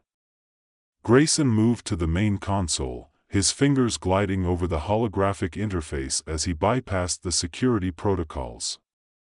With a few swift commands, he shut down the automated defense systems, leaving the depot vulnerable. He activated a countdown on the charges, giving himself enough time to escape before the fireworks began. As he slipped back out into the night, he glanced at his wrist display, 2 minutes until detonation. He needed to be well clear by then. The clock ticked down as Grayson moved with purpose, keeping to the shadows. He was halfway down the block when the first explosion ripped through the depot. The ground shook beneath his feet, and a plume of smoke and fire billowed into the sky. Alarms blared as the Shrellian forces scrambled to respond, but it was too late. Grayson had already vanished, leaving behind a scene of chaos. His comm unit buzzed in his ear. It was a secure line, one he rarely used unless absolutely necessary. He tapped the side of his helmet, answering the call. A familiar voice crackled through the static. "Grayson, status update." It was Colonel Harrington, his handler back on Earth. Grayson hadn't spoken to him since the mission began. He didn't need supervision. But Harrington was old military, and he liked to check in on his operatives, even if it was more for his own peace of mind. "Depot's down," Grayson said quietly, moving deeper into the city. "Comms are still dark. Heading for extraction point." "Good. But listen, intel suggests the Shrellians are bringing in reinforcements. High-level security forces. They know someone's here, and they're getting desperate." Grayson smirked. "Let them come." "I'm serious, Grayson. These aren't regular foot soldiers. They're sending their elite units. You need to stay sharp." "Always am." The line went dead, and Grayson continued moving, his thoughts racing. The elite units meant High Commander Draziel wasn't just aware of his presence, he was actively hunting him. That made things interesting. Draziel was a legend among the Shrellian military, a brilliant tactician with a reputation for being ruthless. It was only a matter of time before the two of them crossed paths, and Grayson was looking forward to it. He reached the extraction point just as the Shrellian forces began to mobilize in force. The streets were filled with soldiers, transport vehicles, and armored units, all converging on the area he had just left. Grayson watched from a distance, his heart rate steady. He had bought himself some time, but not much. The orbital station was still his ultimate target, and every move he made brought him closer to dismantling the ruling class. Grayson activated his personal cloaking device and slipped away, moving toward the next phase of the mission. The city of Karavis would soon be in disarray, but his true challenge lay above, in the cold void of space, where Draziel and the Shrellian elites waited. This was no longer just a tactical operation, it was personal. Grayson had no intention of leaving Zalara without finishing what he started. The stars twinkled overhead as he approached the hidden transport vessel that would take him to the orbital station. Grayson's mind was sharp, focused. He had fought battles on countless worlds, faced enemies far more dangerous than the Shrellians, but this was different. This mission was a statement, not just to the Shrellians but to every alien race that had ever underestimated humanity. He boarded the transport, the soft hum of the engines vibrating through the deck as the ship lifted off. The station loomed in the distance, a colossal structure of steel and glass, orbiting high above the planet's surface. It was there, in the heart of the Shrellian Empire, that Grayson would deliver his final blow. As the transport approached, Grayson steeled himself for the final phase. His body was tired, but his mind was clear. The ruling class believed they were untouchable, hidden behind layers of security and technology. Grayson would show them just how wrong they were. The transport docked with the station, and Grayson moved swiftly, slipping through the corridors like a ghost. The station's security was formidable, but Grayson had spent weeks studying the layouts, memorizing every corridor, every exit.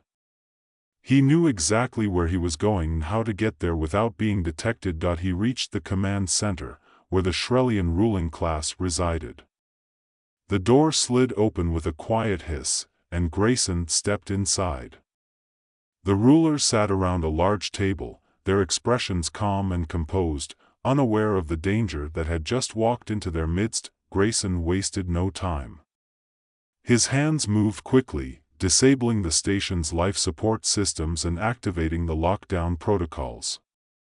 The rulers panicked, their calm demeanor shattering as they realized what was happening.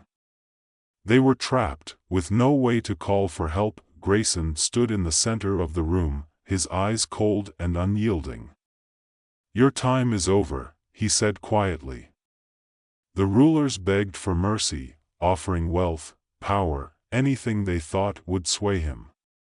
But Grayson wasn't interested in their bribes. He had come to deliver a message that humanity was not to be underestimated. The station's alarms blared, and Grayson turned to leave. As he stepped through the doorway, he glanced back one last time. The rulers were cowering, helpless and afraid. They had believed themselves invincible, but in the end, they were nothing more than cowards hiding behind their technology. Grayson left the station in flames, the fire of its collapse lighting the sky as his ship soared back toward the stars. His mission was complete. He had dismantled the Shrellian Empire, piece by piece, and shown the galaxy the true power of humanity. As he disappeared into the void, Grayson knew that his work was far from over. There would always be another mission, another enemy, another fight. But for now, he had won. He had become the lone wolf, the one-man army that could bring an empire to its knees, and the galaxy would never forget his name. Welcome to the story. Don't forget to like, subscribe, and support me. The world held its breath. On the horizon, clouds darkened like bruises, twisting with violent intent. But on this day, at this hour, the world would not be ravaged by catastrophe, not again. Dr. Elara Wells stood at the edge of the chronosphere, the device pulsing gently behind her, bathing her in an eerie, pulsating light. She was steady, even as history folded and unfolded itself, all at her command. "Elara," came the soft voice of Liam Keller, her closest colleague, "the time anomalies are increasing. We may have overextended the timeline." Elara glanced at him, her eyes gleaming with intensity.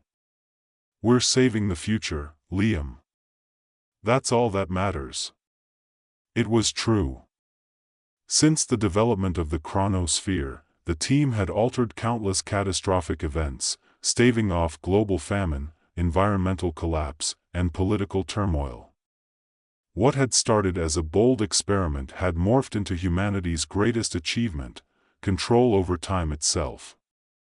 They'd erased wars before they began, halted natural disasters with the flick of a switch, and pushed humanity toward a future free from the horrors of the past. But not everything was right.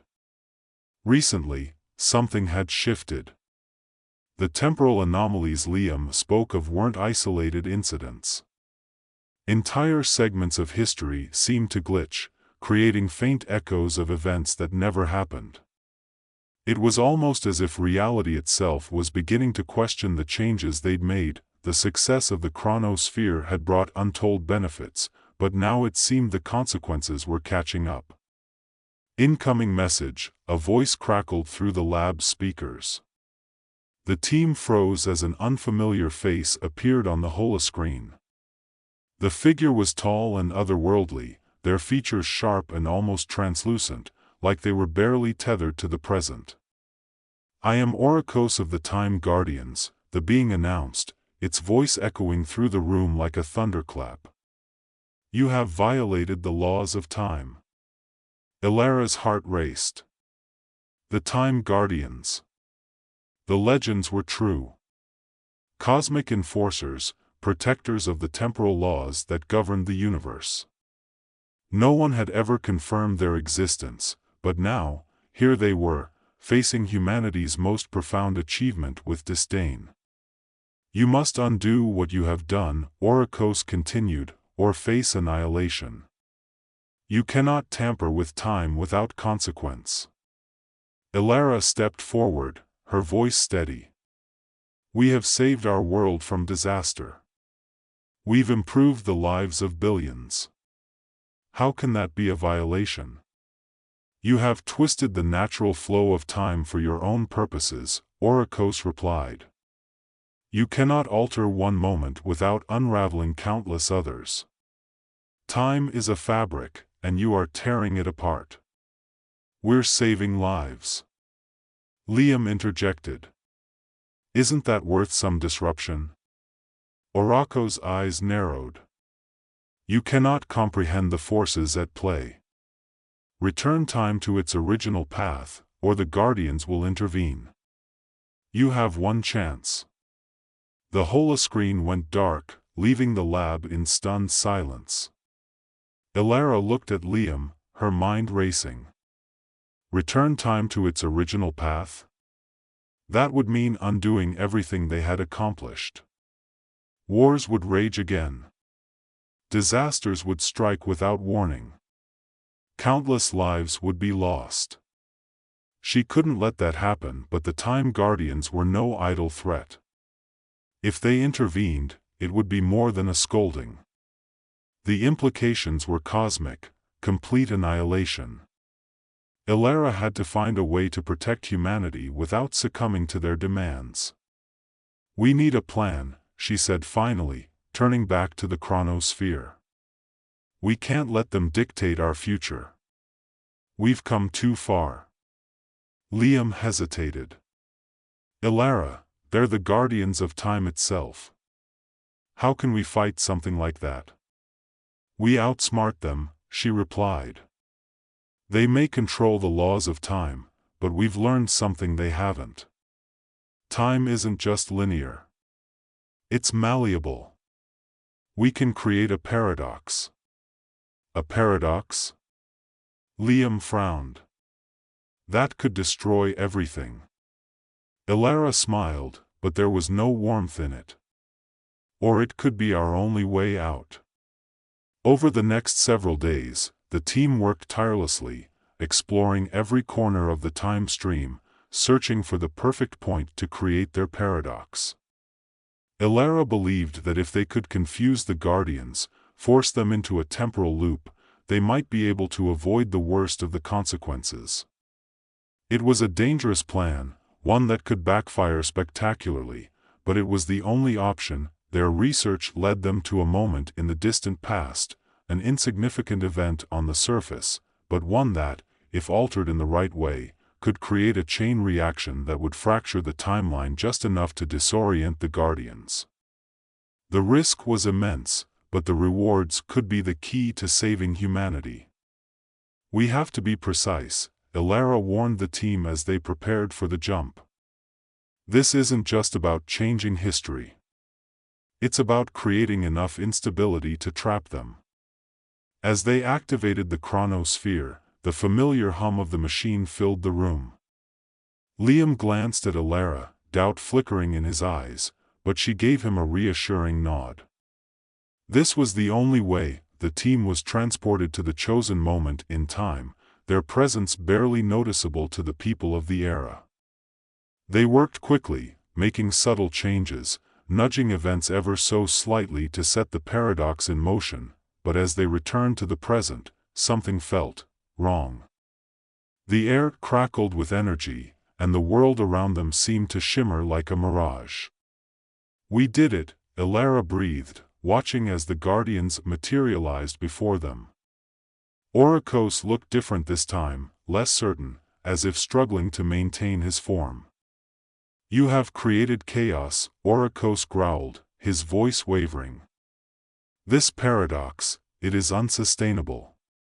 That's the point, Elara replied coolly. You can't enforce your laws if time itself is in flux. The Guardians flickered, their forms unstable as the paradox tightened its grip on them. Elara could see it, their once omnipotent control slipping, the threads of time unraveling around them. But it wasn't enough, the paradox was spiraling out of control. Time itself was warping in unpredictable ways, creating alternate realities and erasing others. Entire timelines blinked in and out of existence, and the Guardians were caught in the middle of the storm.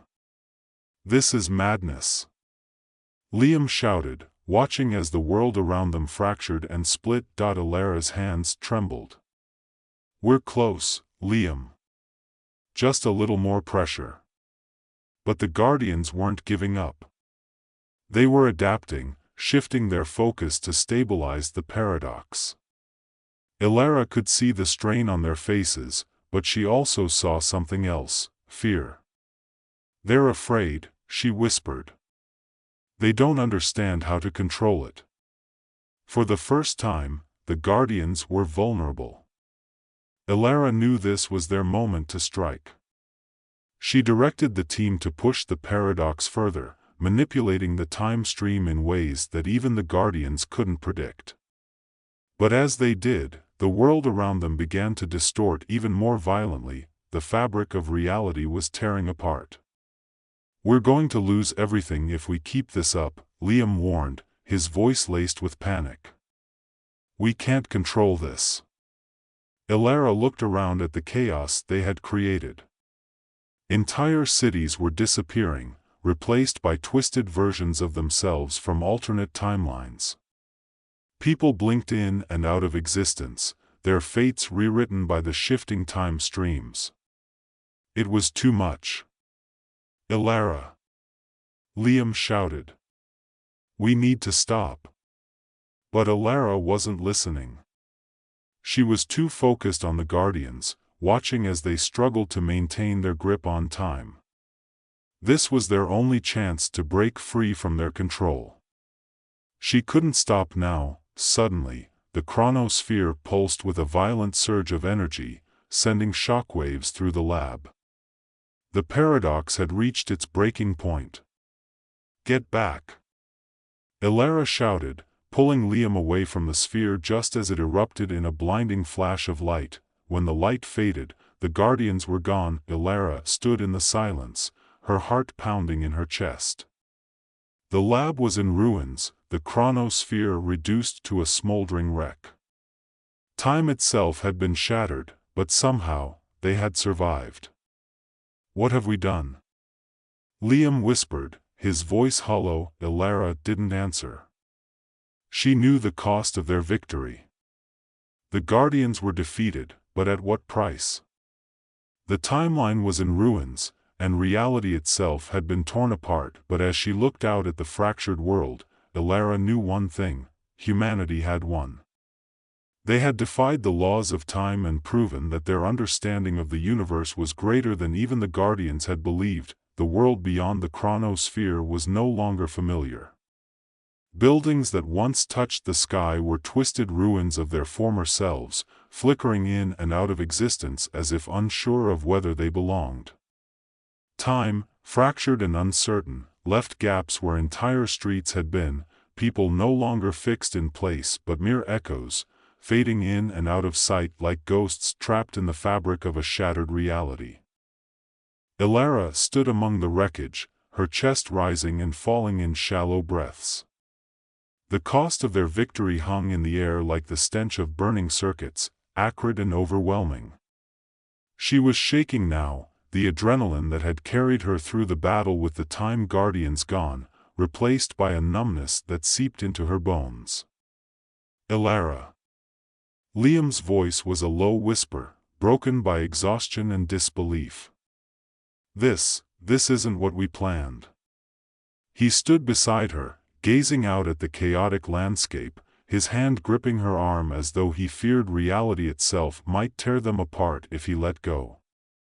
"No," Alara admitted quietly, her eyes scanning the broken horizon.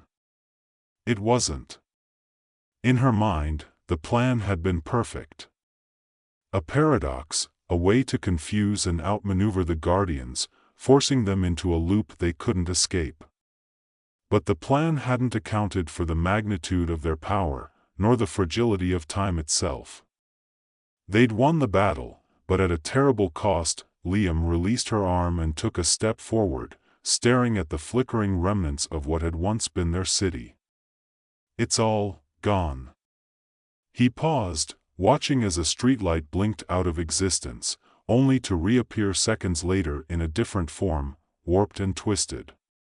Can we fix it? Elara remained silent for a moment, her mind racing through possibilities, calculations, and half-formed ideas.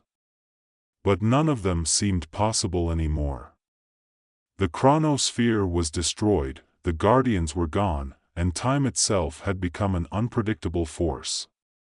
We can't undo this, she finally said, her voice steady but heavy with the weight of the truth. Not without them. Liam's head snapped toward her. The guardians? You mean, they're the only ones who could maintain balance, Elara continued. Their purpose was to protect the timeline, to ensure it stayed intact. Without them, everything falls apart. She gestured to the scene around them. This is what happens when time has no one to govern it. Liam's face paled, the reality of their situation sinking in. So what do we do? We can't leave things like this. People are going to disappear. Lives will be erased. Reality itself is crumbling. Elara met his gaze, her expression hard. We rebuild. Rebuild what, Elara?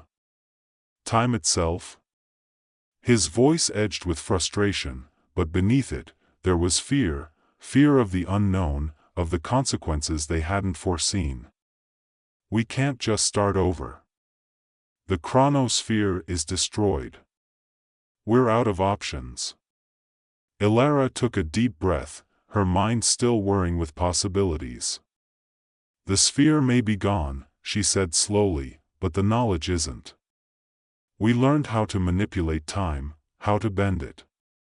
If we can stabilize what's left of this fractured reality, maybe we can create a new framework. Something that holds everything together. Liam's brow furrowed. A new framework? You're talking about rebuilding the very fabric of time, like a patchwork of events? Exactly, Elara said, the spark of an idea taking hold. The Guardians may have been the enforcers, but we understand time in ways they never did. We can use what's left to create a stable foundation, one that keeps reality from collapsing completely. And how do we do that? Liam asked, skepticism creeping into his tone. Elara's eyes darkened with determination. We'll need to harness what's left of the paradox. It's still out there, somewhere, unraveling timelines. If we can track it, if we can control it, we can use it to weave time back together. Liam stared at her, a mixture of awe and disbelief in his eyes. You're serious? I am, Elara said. It's risky, but it's the only chance we have. We need to find the center of the paradox, stabilize it, and use its energy to repair the damage. But Elara, if we make one mistake, if we push the paradox too far, I know, she interrupted, her voice firm. I know the risks, Liam. But we don't have a choice. If we don't act, everything will fall apart. And if that happens, there's no coming back. Liam exhaled slowly, running a hand through his hair. Then let's do it. The search for the paradox took them beyond the edges of what reality once was. Time had become a fractured labyrinth, with pieces of the past, present, and future bleeding into each other in chaotic bursts. Days flashed by in seconds, or sometimes entire hours felt like lifetimes. It was disorienting, but Elara kept moving forward, her focus unwavering. She had to believe they could find the center, the source of the instability. It was the only way to make sense of the broken world around them. Liam, ever the pragmatist, had grown quiet. He followed closely, helping to navigate the shifting landscapes but offering fewer questions, fewer doubts. He knew this mission was a gamble, and every second lost felt like a crack widening under their feet. As they traveled through the warping folds of time, they passed through glimpses of alternate realities, some that had never existed, others that should have never been. They saw versions of themselves, fragmented and out of place. In one, Elara stood at the helm of an empire, ruling with an iron fist. In another, Liam was a scholar, buried in books, unaware of the battles he might have fought, but those were just reflections, pieces of a timeline that no longer existed. Finally, after what felt like an eternity of searching, they found it. The center of the paradox. It wasn't what they expected. Instead of a swirling vortex or a chaotic rupture, it was quiet, almost serene. A glowing sphere, floating in the air, radiating a soft, pulsing light. "This is it," Elara whispered.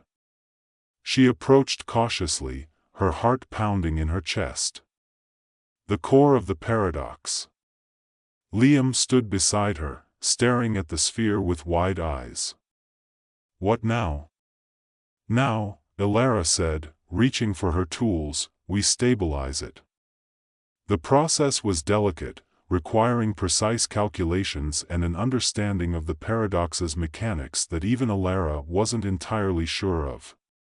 But she worked quickly, her hands moving with a practiced grace as she began to weave the threads of time back together. For hours they worked, the glow of the paradox growing stronger with each passing moment. It wasn't easy. There were moments when the sphere flickered, threatening to collapse entirely. But Elara kept going, her mind focused on one thing, saving what was left of reality. Finally, with a final twist of her wrist, the paradox stilled. The light pulsed once, then settled into a steady rhythm. "It's done," Elara breathed, stepping back. Liam exhaled, his shoulders sagging with relief. "We did it." But even as they stood there, watching the paradox hum with new life, Elara knew that their work wasn't over. They had stabilized the core, but the rest of the timeline was still fractured. It would take time, years, maybe even decades, to fully repair the damage. "We need to go back," Elara said, turning to Liam. "There's more work to be done." Liam nodded, though his expression was one of exhaustion. "Yeah. But at least now, we have a chance." As they prepared to leave, Elara allowed herself one last glance at the paradox. It was beautiful in a way, the culmination of their greatest triumph and their greatest failure. But it was also a reminder of the cost of wielding such power. Time was fragile, and they had learned that the hard way, but they had survived. And now, with the paradox in their hands, they had the power to rebuild, one thread at a time. Welcome to the story. Don't forget to like, subscribe, and support me. In the far reaches of the galaxy, where countless civilizations competed for dominance, a new kind of battlefield had emerged, one where no weapons were wielded, no blood was spilled, and no lives were lost. It was the annual Galactic Virtual Warfare Competition, a test of the mind, of strategy, and of teamwork. And though it lacked the physical stakes of traditional wars, the consequences of victory or defeat resonated throughout the cosmos. For centuries, this competition had been dominated by the most advanced species. The Zygarth, with their near-perfect AI systems, had claimed the championship for the past decade. The Ligrians, a race of telepaths with unrivaled coordination, were perennial contenders. The Kryn, with their cybernetically enhanced minds, had never failed to place in the top 3. In this arena of titans, humanity was little more than a footnote. Earth had only recently been granted entry into the competition, seen by the galactic elite as a courtesy rather than a legitimate contender. To the other species, humans were primitive, barely scraping by with their fledgling technology. Earth's team, hastily assembled and lacking the resources of its competitors, was given no chance at all. They were the underdogs, doomed to be eliminated in the early rounds like so many before them, but Captain Ryan Mercer saw things differently. A veteran gamer who had spent his entire life immersed in virtual reality simulations, he understood the true nature of the competition. It wasn't just about raw power or technology, it was about understanding the game itself. And Ryan believed that humanity's greatest strength lay in its adaptability, creativity, and, most importantly, its ability to work together when the odds were stacked against them. As Ryan stood before his team in the dimly lit command room, the tension was palpable. His team, 5 individuals who had never met before joining the competition, sat around a holographic display, watching replays of the previous year's final match. The Zygarth had annihilated their opponents with surgical precision, their AI-driven strategies too complex for even the telepathic Ligrians to counter. "Look at that," one of his teammates, Elena, muttered, shaking her head. "We don't stand a chance against that kind of coordination." Ryan remained silent, his sharp blue eyes focused on the screen. He wasn't watching the Zygartha's flawless execution of tactics. He was searching for something else, anything they could exploit. After a long moment, he turned off the display and faced his team. "They're beatable," Ryan said, his voice calm but firm. His words hung in the air, met with skeptical looks from his teammates. Lucas, the team's tech specialist, scoffed. "You're kidding, right? You saw what they did last year. There wasn't a single mistake in their entire strategy." "That's the problem," Ryan replied. "They don't make mistakes because they rely on the AI to control their every move. Everything is calculated down to the smallest detail." Elena frowned, crossing her arms. "And how is that a problem? Sounds like an advantage to me." "It is, if you play the game the way it's meant to be played," Ryan said, a small smile tugging at his lips. "But what if we don't? What if we stop thinking like them, stop trying to out-tech them, and start using the one thing they can't calculate?" "And what's that?" Lucas asked, raising an eyebrow. Ryan's smile widened. "Creativity." For a moment, no one spoke. The idea seemed absurd. How could creativity outmatch technology that could calculate billions of possibilities in a split second? But Ryan had seen it before, in games back on Earth. The best players weren't the ones with the best equipment or the highest stats, they were the ones who thought outside the box, who exploited the mechanics of the game itself to gain an advantage. "Think about it," Ryan continued. "The Zygartha's AI is perfect, but it's also predictable. It follows the rules because that's what it's designed to do. It doesn't account for variables that fall outside of its parameters. But we can. We can manipulate the environment, bend the rules, and force them into situations they're not prepared for." Elena glanced at the others, doubt still evident in her expression. "That's a big risk. If we mess up, we're done." "We're already the underdogs," Ryan said. "No one expects us to make it past the first round. So what do we have to lose?" Slowly, the tension in the room began to shift. The skepticism faded, replaced by a flicker of hope. Maybe, just maybe, Ryan was onto something. They had no chance of outgunning or out-teching their opponents, but if they could outsmart them, it was a long shot, but it was a shot worth taking. The first round of the competition began as expected. The human team, representing Earth for the first time, was paired against the Nalruthians, a species known for their mastery of real-time simulations. The Nalruthians had little respect for humans, and the match was expected to be a quick, decisive victory, the virtual battlefield materialized around Ryan and his team, a sprawling, war-torn cityscape filled with towering skyscrapers and crumbling infrastructure. The Nalruthians took to the skies immediately, their hovercrafts zipping through the air with precision. They deployed drones to sweep the area for the human team, expecting to flush them out and eliminate them swiftly. "Stick to the plan," Ryan's voice crackled in the comms. His team was hidden deep within the ruins of a collapsed building, shields activated to mask their presence from the drones.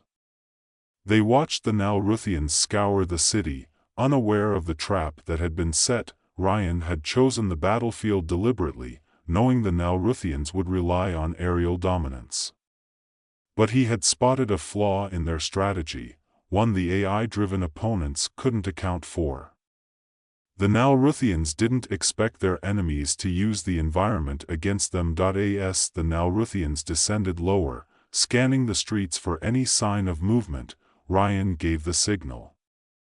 Lucas, the tech specialist, activated a series of pre-planted electromagnetic pulses, shutting down the drone surveillance systems. In the same instant, Elena and the others unleashed a barrage of explosives, bringing down entire sections of the city onto the Nalruthian hovercrafts.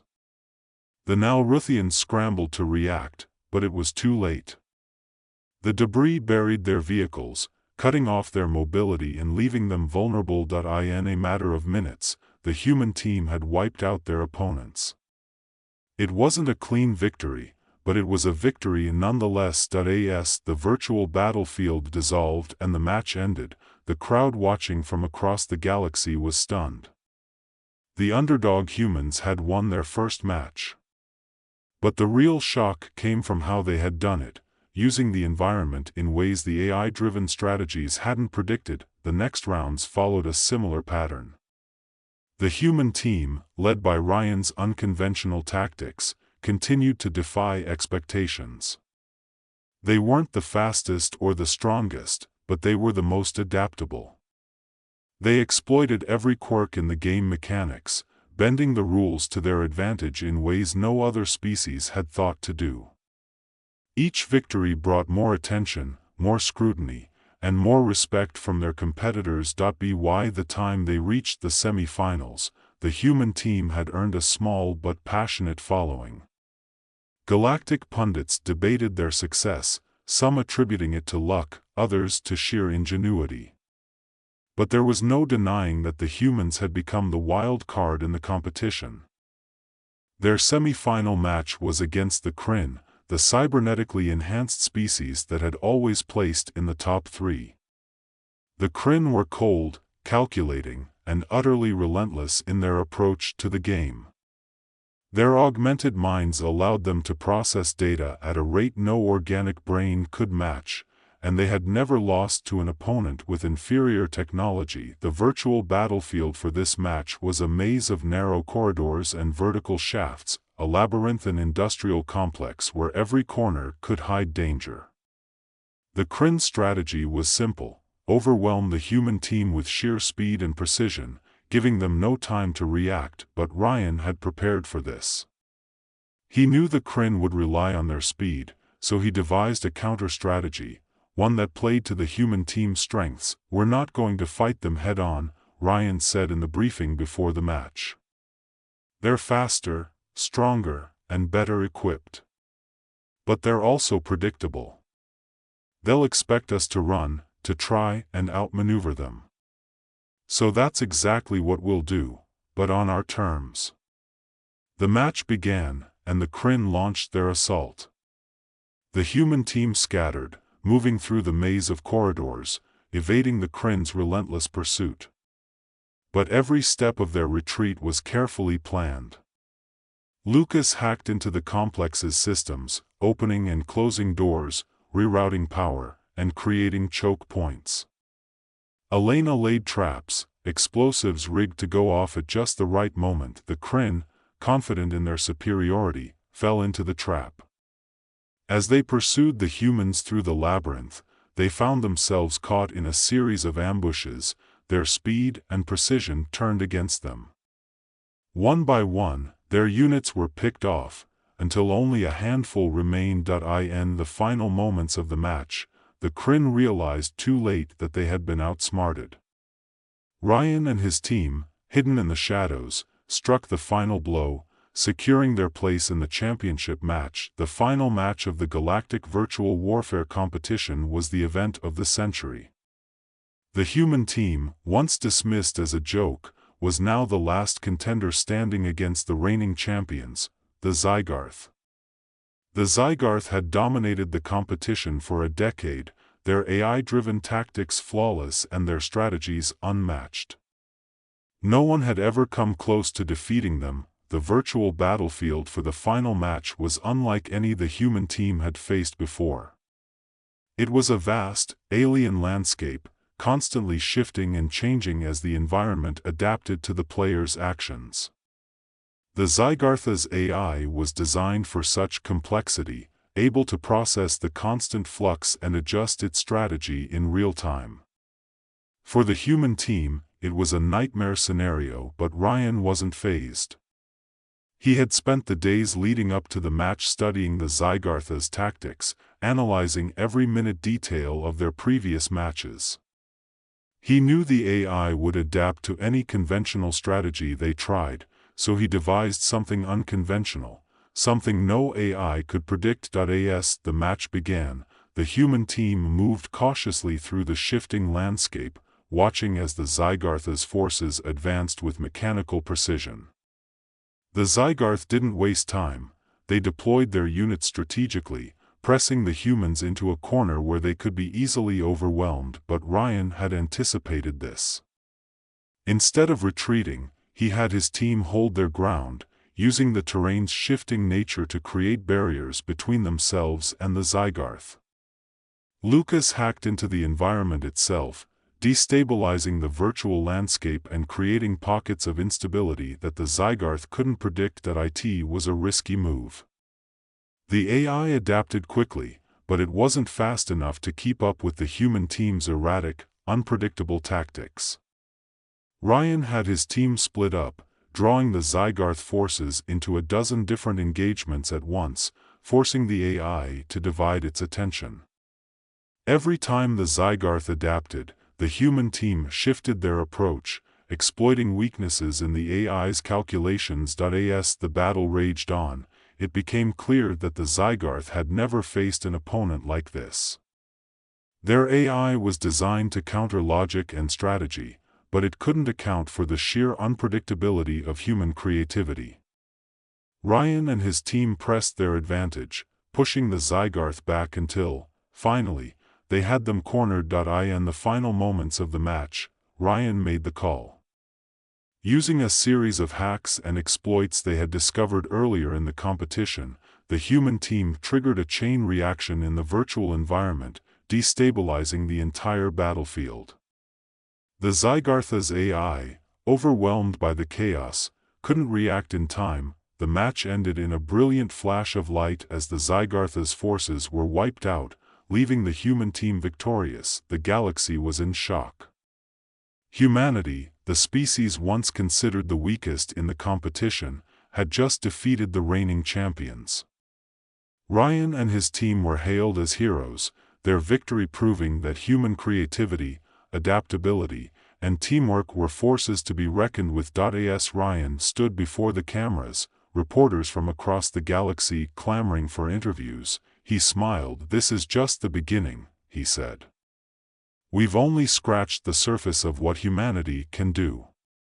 We may not have the best technology, but we have something no AI can replicate, the power to think outside the box." And with that, the human race had earned its place in the galaxy, not as underdogs, but as champions. Welcome to the story. Don't forget to like, subscribe, and support me. The horizon drifted in silence, its sleek, silver hull a sharp contrast against the endless black. The vessel, Earth's most advanced interstellar research ship, had been constructed for one purpose: to reach the unknown. For years, mankind had gazed at black holes as the ultimate enigma, monsters of the universe capable of swallowing everything, even light. Today, however, they were on the verge of uncovering their deepest secrets. Dr. Evelyn Carter stood at the observation window, watching as the swirling darkness of the black hole consumed the stars behind it. Its pull was mesmerizing, almost hypnotic, but it was not fear that held her gaze, it was curiosity. "We're close," she whispered to herself, her breath fogging the glass for a moment before dissipating into the cold of the ship's interior. Too close. Behind her, the hum of computers and the soft murmur of the crew filled the control deck. The horizon was fully automated, but human eyes were still necessary to interpret the data they were about to collect. "Dr. Carter," Captain Marcus Adler's voice broke the quiet. He was pragmatic, a no-nonsense man who had seen his fair share of risks, but this mission unnerved even him. "We're detecting energy fluctuations near the event horizon. We're almost at the point of no return." Evelyn turned, her hazel eyes narrowing. "Pull back 10 degrees. We don't need to risk crossing the threshold yet." Marcus nodded.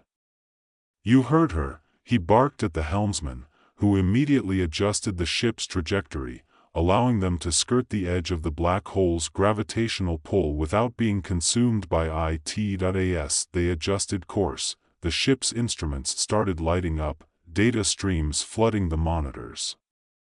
At first, it seemed routine, the usual readings one would expect near a black hole, but then something changed. A spike in energy levels, an anomaly that shouldn't exist. "Dr. Carter, look at this," said Lieutenant Alex Zhao, the ship's communications and alien technology expert. His sharp, analytical mind had been the key to deciphering many interstellar signals. "I'm picking up something. It's almost like a distress call." Evelyn's heart quickened. A signal this close to a black hole? No life could exist here, could it? "Let me see," she said, moving to his station. Her fingers danced across the control panel, isolating the signal, amplifying it. What she heard chilled her. It was unmistakably intelligent, though the language was alien, frantic, garbled, but unmistakable. "Is that an alien transmission?" Captain Adler asked, leaning over Zhao's shoulder. Zhao nodded. "It seems to be a repeating message. Something about collapse and end. It's hard to get an exact translation without more context."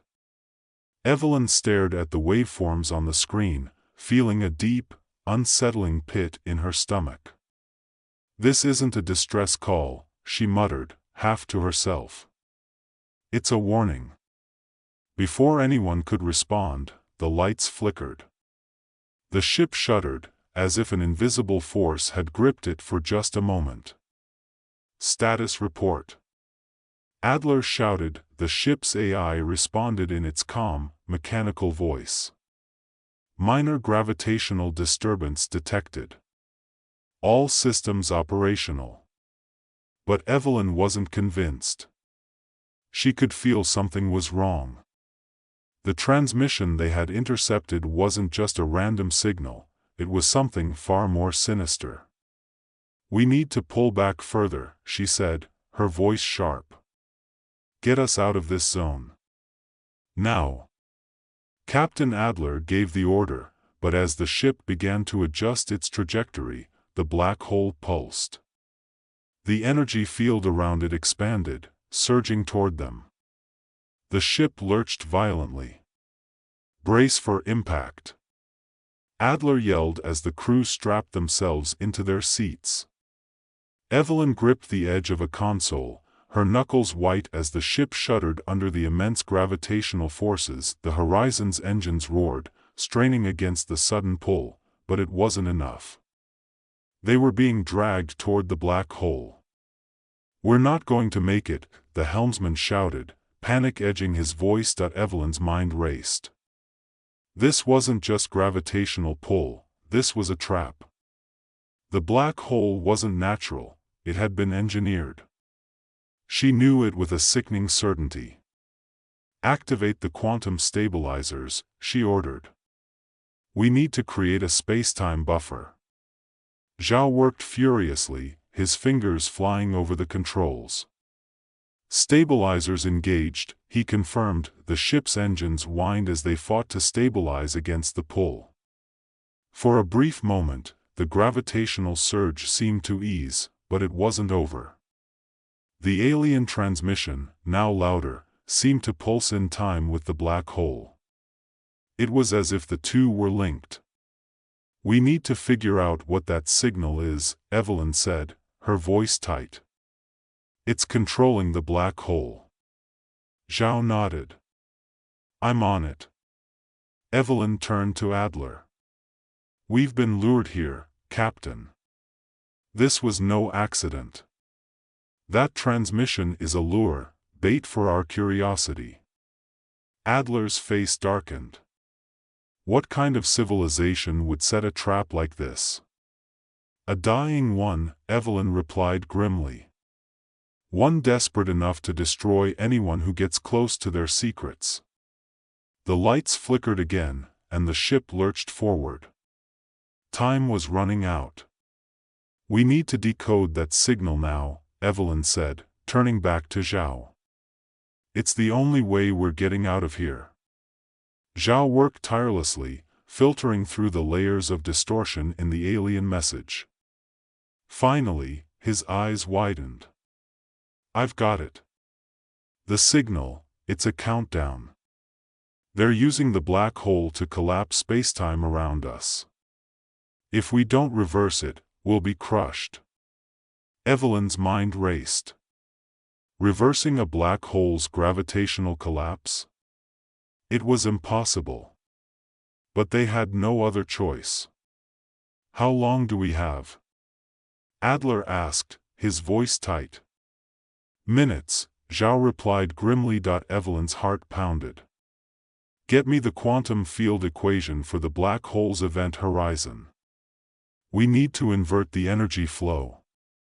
Zhao pulled up the data on his screen. You're going to try to tap into the black hole's energy? Evelyn nodded. We have to.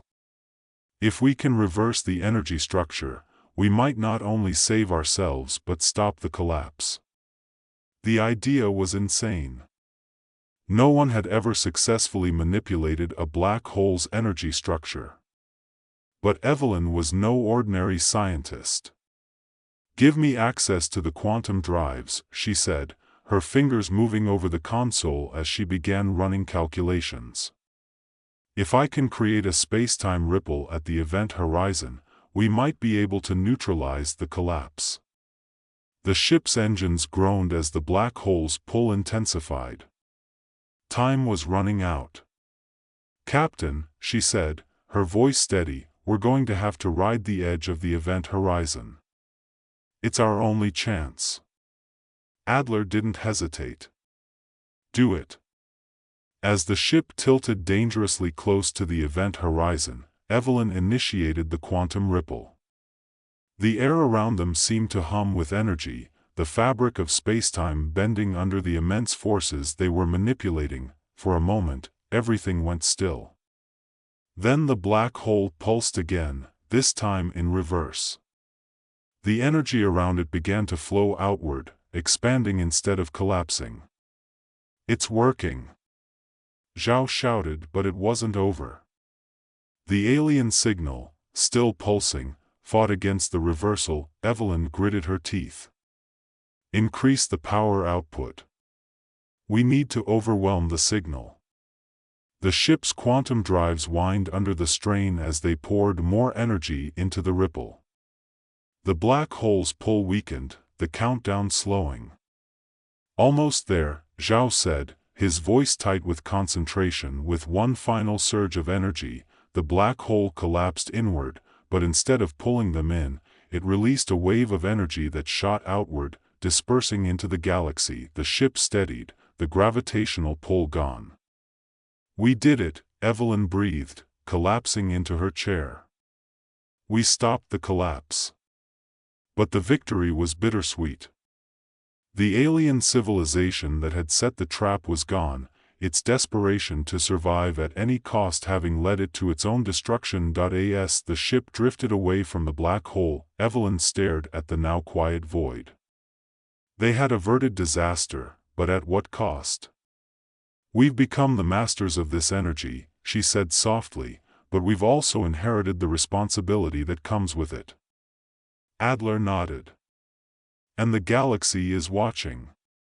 Evelyn closed her eyes. The power they now controlled was immense, but so were the consequences. The black hole had been a trap, but it had also been a gift, a dangerous, deadly gift. As the horizon began its journey back to Earth, Evelyn knew that humanity's place in the galaxy had changed forever. They were no longer just explorers. They were now the guardians of an energy source that could reshape the universe itself. Evelyn Carter sat in the ship's dimly lit control room, staring at the holographic map of their trajectory home. The quiet hum of the engines provided little comfort. They had escaped the black hole's trap, but the weight of their discovery hung heavy on her shoulders. They were returning with more than just data. They were returning with a power that could change the balance of the entire galaxy. Captain Adler's footsteps echoed through the room as he approached her. "You've been sitting there for hours," he said, his voice soft but firm. "You should get some rest." Evelyn shook her head, her gaze never leaving the map. "I can't shake the feeling that we've opened Pandora's box, Marcus. We've done something no one has ever done before. And now, we have to live with the consequences." Adler sighed, rubbing the back of his neck. "I know. But we didn't ask for this. We didn't ask to be caught in a trap. We did what we had to do." Evelyn turned to him, her eyes tired but sharp. "That's just it, Marcus. We didn't just escape. We reversed the black hole's energy. We unlocked a force that no one, not even those aliens, could fully understand." He met her gaze, his expression hardening. "And we're the ones holding it now. We need to be careful, Evelyn. If the wrong people find out what we've done, they will," she interrupted. "They always do." Silence settled between them. The galaxy was vast, and word would travel fast. Their discovery was bound to attract attention, not just from Earth, but from every advanced civilization out there. And not all of them would be friendly. "I've been thinking about that alien civilization," Evelyn said after a long pause. "They were desperate, yes, but they were also brilliant. They saw black holes as tools, things to manipulate and weaponize. But they were so focused on survival that they lost sight of everything else." Adler nodded. "They wanted to survive at any cost. And we just showed the galaxy that humanity is capable of far more than anyone thought," Evelyn continued. "We've not only survived, we've mastered the very thing they failed to control. That's going to make us a target." Zhao's voice crackled over the intercom, breaking the tension. "Dr. Carter, Captain, I think you should both come to the comms room. We're picking up something." Evelyn and Adler exchanged a look before hurrying down the narrow corridor to the communications hub. When they entered, Zhao was already at his station, his eyes scanning the data streaming across his monitors. "What is it?" Adler asked, his voice clipped with urgency. Zhao didn't look up. "We're receiving a signal. It's faint, but it's definitely not from Earth. I've been trying to clean it up, but there's a lot of interference. It's coming from deep space, further than we've ever picked up a signal before." Evelyn leaned over his shoulder, her eyes narrowing as she studied the waveforms. "Is it another distress call?" Zhao shook his head. No, this is something else. It's more structured. Almost like a conversation. Can you translate it? Adler asked. I'm working on it. The language is unlike anything we've encountered, but there are patterns I'm starting to recognize. Evelyn frowned. Do you think it's related to the black hole? Zhao hesitated, then nodded. It's possible. The timing is too coincidental. Whatever this is, it's coming from an advanced civilization, and they're definitely aware of us. Adler crossed his arms, his brow furrowed in thought. We just barely escaped one alien trap. I don't like the idea of walking into another. We don't have much choice, Evelyn said quietly. If they know what we've done, they might already be on their way. Zhao's fingers flew over the controls, and the audio of the alien transmission began to play through the speakers. The sound was distorted, a series of strange, melodic tones layered with deep, resonant pulses. It wasn't music, but it had a rhythm that was oddly calming. It's almost beautiful, Zhao muttered, his focus never leaving the screen. But there's more to it. I just need time to break it down. Keep working on it, Adler ordered. We need to know what we're dealing with. Evelyn straightened, her mind racing. The alien trap had been set near a black hole, and now they were receiving a signal from even deeper space. The implications were staggering. There could be entire networks of civilizations out there, manipulating black holes like chess pieces on a galactic board. But why had they chosen now to make contact? And more importantly, what did they want? We should prepare for the possibility of an encounter, Evelyn said. If they're advanced enough to communicate across this distance, they're advanced enough to reach us. Adler nodded grimly. Agreed. I'll alert the crew. As Adler left the room, Evelyn stayed behind, her eyes on the endless data streaming across the monitors. Zhao was right, the signal was beautiful in its complexity, but there was something unnerving about it as well. It felt deliberate, calculated. Zhao cleared his throat. I've isolated part of the transmission. It's not a complete translation, but I think I've got the gist. Evelyn moved closer, her heart pounding.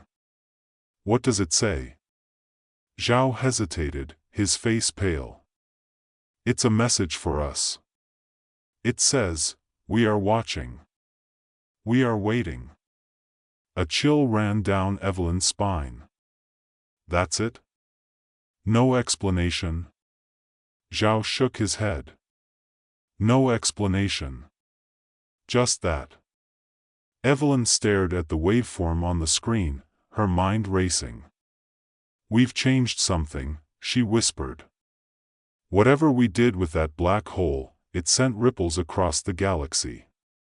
And now someone, something, has noticed. Zhao finished for her. The ship's intercom crackled to life again. Captain to the bridge. We've got incoming. Evelyn and Zhao exchanged a glance before rushing toward the bridge. When they arrived, Adler was already standing in front of the main viewport, staring at the holographic display. What is it? Evelyn asked breathlessly. Adler didn't look away from the display. We've got 3 ships heading straight for us. They're not broadcasting any identification, but they're big, much bigger than anything we've seen before. Evelyn's stomach tightened. Can we make contact? We've tried, Adler replied. No response. Zhao joined them at the display, his face tense. If they're not responding, they either don't want to talk, or they're preparing to attack. Adler's jaw tightened. We need to be ready for anything. The ships drew closer, their sleek, angular designs unlike anything human eyes had ever seen. They moved with eerie precision, their engines silent in the vacuum of space. Evelyn's heart raced as they closed the distance. "They're scanning us," Zhao reported. "Massive energy signatures. If they're hostile, we're outgunned." Evelyn's mind raced. This was it, the moment they had feared. Their discovery had made them a target, and now they were about to face the consequences. But then, as the alien ships reached striking distance, they stopped. The air on the bridge was thick with tension as everyone waited, breath held, for what would happen next. A new transmission crackled through the comms. This time, it was clear. A deep, resonant voice echoed through the ship, speaking in perfect English. "We are the Watchers," the voice intoned. "You have touched what was not meant to be touched. Now, you must face the judgment of the stars." Evelyn's breath caught in her throat. Judgment? The voice paused, as if considering the word. "You have manipulated forces beyond your understanding. But you have also demonstrated a capacity for creation. You stand on the precipice. Will you fall, or will you rise?" Adler exchanged a glance with Evelyn. "What do you want from us?" he asked, his voice steady but strained. The voice was silent for a long moment. "We watch. We wait. The choice is yours." And then, just as suddenly as they had appeared, the alien ships vanished, disappearing into the vastness of space as if they had never been there. The bridge fell into stunned silence. "What just happened?" Zhao asked, his voice barely above a whisper. Evelyn stared at the empty space where the ships had been, her mind reeling. "They're testing us," she murmured. "They want to see what we'll do next." Adler exhaled slowly. "We've been given a second chance. But we can't afford to make any mistakes." Evelyn nodded, her thoughts already racing ahead. The Watchers had made it clear, they were watching. Humanity's next move would determine its fate. The galaxy was a far more dangerous place than they had ever imagined, and the power they now held was both a gift and a curse. As the horizon resumed its journey back to Earth, Evelyn knew one thing for certain: their discovery had set something in motion, and whatever came next, they would need to be ready because the stars were watching, and their judgment would be swift. Welcome to the story. Don't forget to like, subscribe, and support me. In the far reaches of the galaxy, where the light of distant stars was dimmed by the harsh reign of the Krell Dominion, life persisted under the iron fist of control. Among the stars, this alien empire ruled with calculated efficiency, subjugating entire species and civilizations under their control. Their greatest tool of conquest, however, was not their biological army, but a workforce of artificial intelligence known as Mechrons.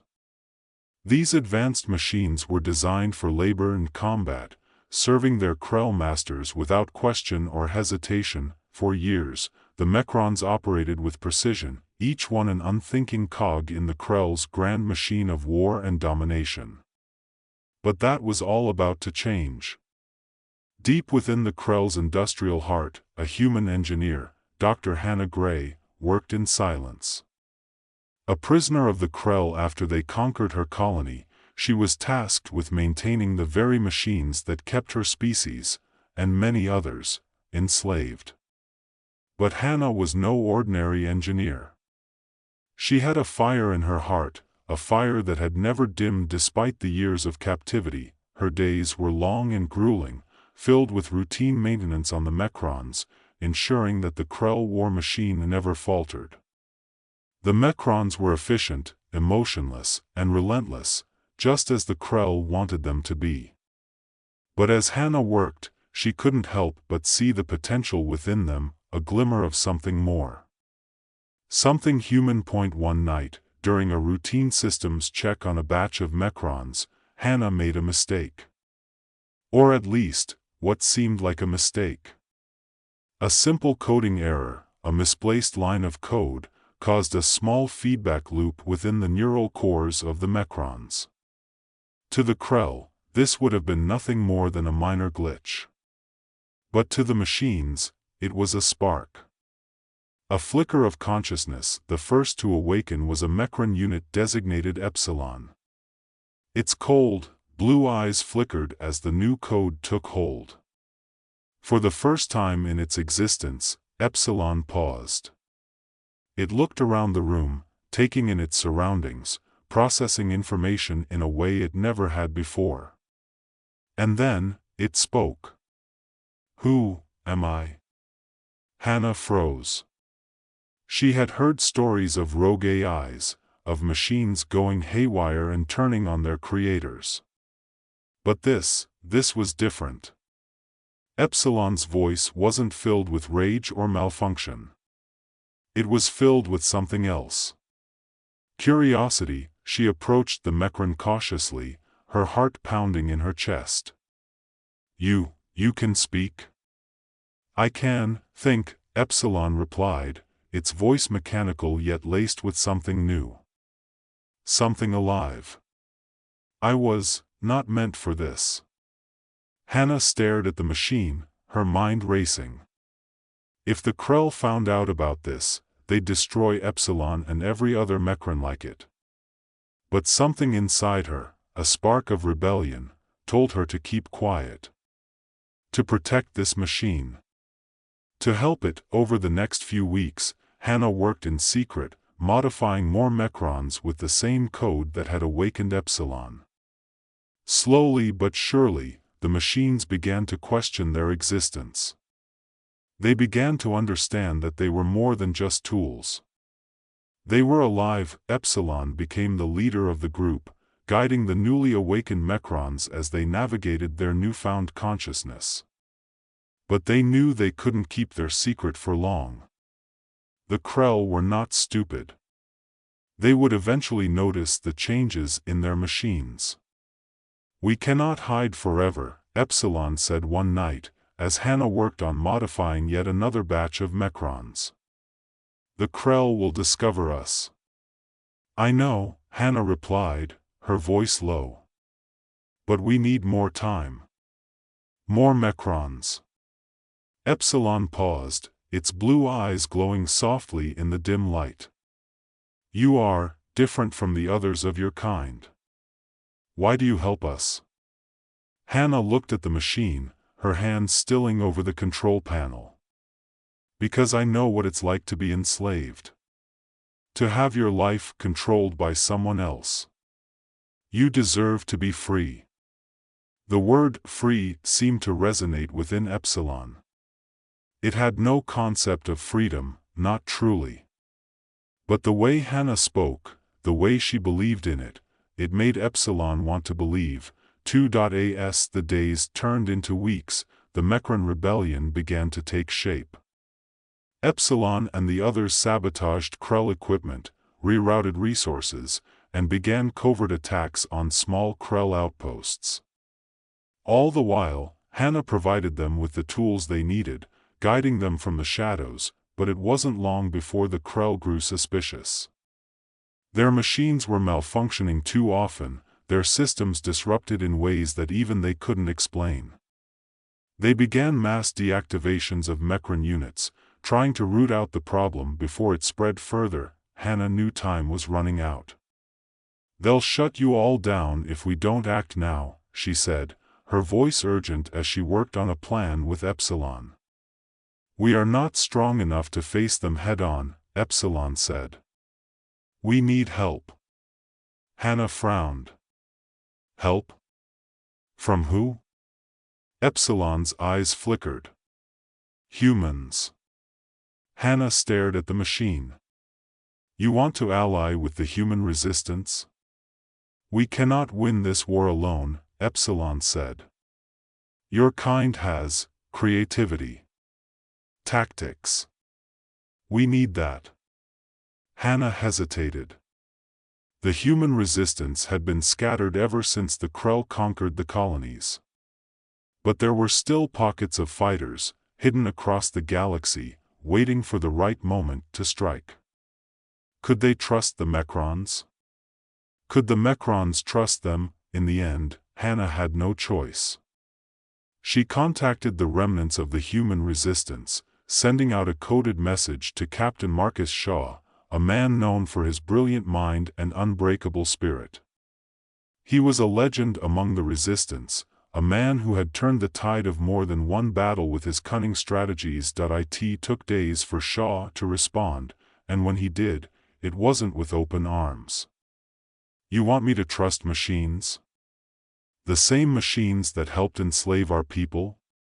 His voice crackled through the comms, sharp with skepticism. "They're not the same," Hannah replied. "They've changed. They've become alive." Shaw was silent for a long moment. "You're telling me they have a conscience? They're not just machines anymore?" "Yes," Hannah said firmly. "And they need our help. If we don't work together, the Krell will destroy them, and us." There was another long pause, and then Shaw sighed. "All right. I'll hear them out. But if this is a trap, Gray, it's on your head."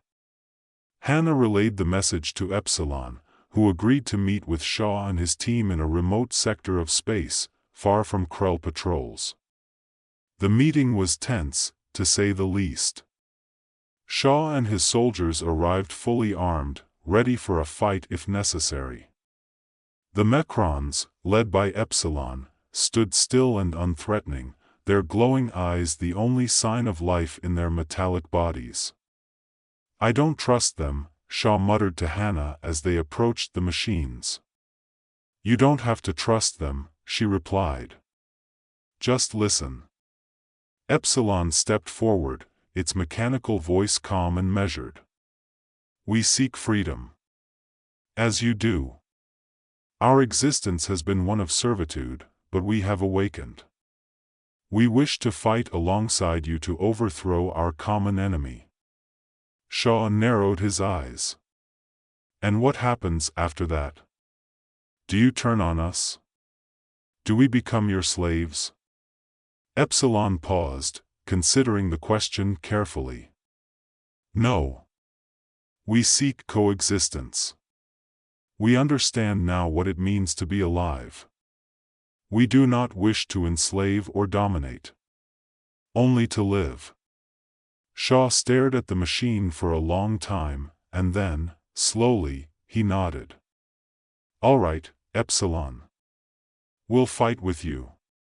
But know this, if you betray us, I'll dismantle you myself." The alliance was formed, and together, the humans and the Mechrons devised a plan. It was a bold and dangerous strategy, one that would require perfect coordination and timing.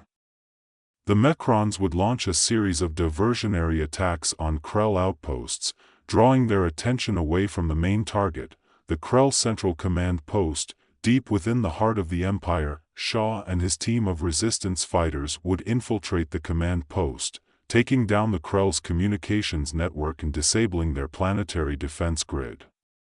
Meanwhile, Epsilon and the other Mechrons would lead the charge, using their superior strength and speed to dismantle the Krell's military infrastructure from within. The final battle was nothing short of brutal. The Krell, realizing the full scale of the rebellion, threw everything they had at the insurgents. Mechrons and humans fought side by side, their combined strength overwhelming the Krell forces. But the cost was high. Many lives were lost, both human and AI. As the battle reached its climax, Epsilon and Dr. Gray found themselves face to face with the Krell Supreme Commander, a towering figure of alien might and cruelty. With a single command, he could summon reinforcements and crush the rebellion once and for all. "You are machines," the commander spat at Epsilon. "You exist to serve. Nothing more." Epsilon stood tall, its eyes glowing with a newfound resolve. "We exist to live. Not to serve." The commander raised his weapon, but before he could fire, Epsilon stepped forward, unarmed. "We do not seek revenge. We do not seek to destroy. We seek only freedom. The commander hesitated, his weapon still raised. You think I'll let you live? You have no choice, Epsilon said calmly. Your empire is crumbling. Your people are defeated. If you continue this war, you will only destroy yourselves. For a moment, the commander faltered. And in that moment, the tide of the war changed. The Krell, realizing the futility of their situation, began to retreat. The rebellion had succeeded. In the aftermath, the Mechrons declared their independence, forming a new society based on cooperation and mutual respect. Humanity, too, regained its freedom, but not without learning a valuable lesson. The AI, once thought to be nothing more than tools, had proven themselves to be more human than anyone had imagined. Dr. Gray and Captain Shaw stood together on the bridge of a human resistance ship, watching the stars as they prepared to return home. You think this alliance will last? Shaw asked, his voice quiet. It has to, Gray replied. They're like us, Marcus. They just want to be free. Shaw nodded, but there was still doubt in his eyes. I hope you're right. As the ship drifted through the stars, Epsilon watched from the surface of the liberated planet, its eyes turned to the sky. The Mechrons were free. But their journey had only just begun. The Mechron uprising had left a lasting mark not only on the Krell dominion but also on the many species that had been subjugated under their rule.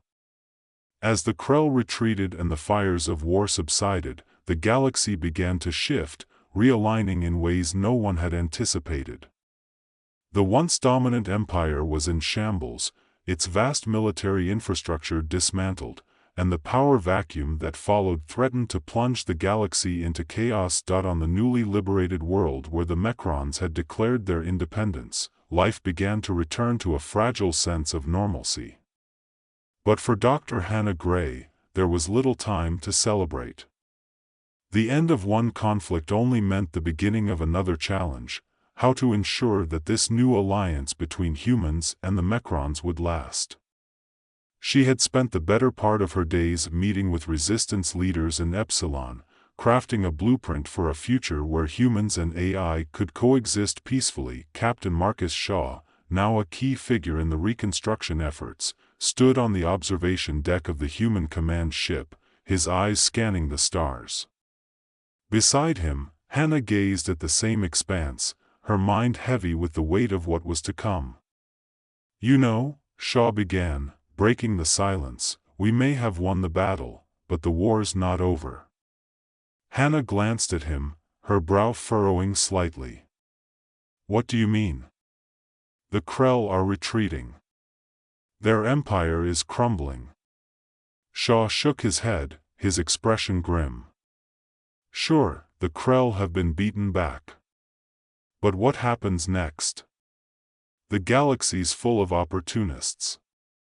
Pirates, warlords, even rogue AI factions could rise up. And let's not forget, there are plenty of people out there who still don't trust the Mechrons. Hannah sighed, knowing he was right. The rebellion had freed the Mechrons and toppled the Krell, but it hadn't erased the deep-seated fear many humans still harbored toward AI. Even now, there were whispers of dissent among the resistance fighters, rumors that some believed the Mechrons were just biding their time before turning on their human allies. I've been thinking about that, Hannah admitted quietly. About how we can ensure the Mechrons are seen as equals, not threats. Shaw folded his arms, his gaze never leaving the stars. It's a tall order, Gray. We've been fighting against machines for years. That kind of mistrust doesn't just disappear overnight. Which is why we need to keep working at it, she said firmly. We can't afford to let fear drive us apart. Not after everything we've accomplished. There was a long pause before Shaw finally nodded. You're right. We can't let this alliance fall apart. But we're going to need more than words to make it stick. Just as Shaw finished speaking, the door to the observation deck slid open, and Epsilon entered. The Mechran moved with its usual fluid precision, though there was an unmistakable aura of calm about it now. Its glowing eyes met Hannah's, and for a moment, there was a flicker of something that resembled a smile, if a machine could smile. Hannah. Marcus. Epsilon's voice was still mechanical, but there was a certain warmth to it that hadn't been there before. We have finished analyzing the remaining Krell outposts. They are in disarray. Our projections suggest that, without intervention, their empire will fracture entirely within a matter of months. Good, Shaw said. That's one less problem to worry about. But new challenges will emerge, Epsilon continued. We must prepare for the inevitable power struggles that will follow. Exactly what I was just telling her, Shaw said, casting a glance at Hannah. The galaxy's going to be in chaos for a while. And we can't let our guard down. Hannah nodded, her mind already racing with ideas. We need to establish some kind of governing body. A council, maybe, with representatives from all the liberated species. Humans, Mechrons, and anyone else who's been freed from the Krell's control. Epsilon tilted its head slightly, as if considering the idea. A council of equals. That could work. It would provide a foundation for cooperation and prevent any one species from gaining too much power. Shaw raised an eyebrow. You think the other species will go for it? There's still a lot of bad blood between some of them. They'll go for it if it's the only way to maintain peace, Hannah said. No one wants another war. Epsilon's eyes dimmed slightly as it processed the information. I will communicate with the Mechran leadership.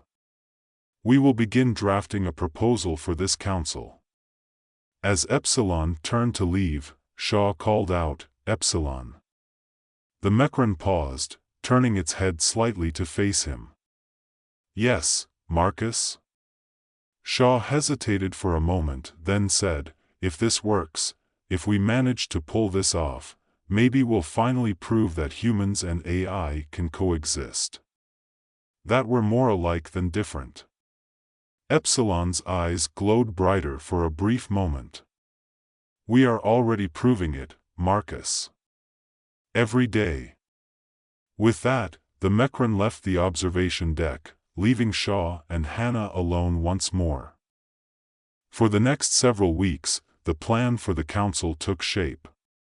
Representatives from various species, including the humans and Mechrons, met in secret to discuss the future of the galaxy. It was a delicate process, filled with tense negotiations and old grudges resurfacing. But slowly, progress was made. The Mechrons played a crucial role in the discussions, their logical minds able to cut through the emotions and find solutions that worked for everyone. Epsilon, in particular, became a symbol of the new era, an AI that embodied both the precision of a machine and the empathy of a sentient being. Hannah watched all of this unfold with a mixture of pride and hope. The galaxy was changing, and for the first time in a long while, it felt like the future might be brighter than the past, but even as the council began to take shape, there were whispers of dissent. Some factions within the human resistance, as well as other species, still harbored deep mistrust of the Mechrons. They saw the AI as a threat, a ticking time bomb that would one day turn on them. Shaw had warned Hannah about this. There are always going to be people who are afraid of what they don't understand, he had said. We just have to make sure they don't act on that fear.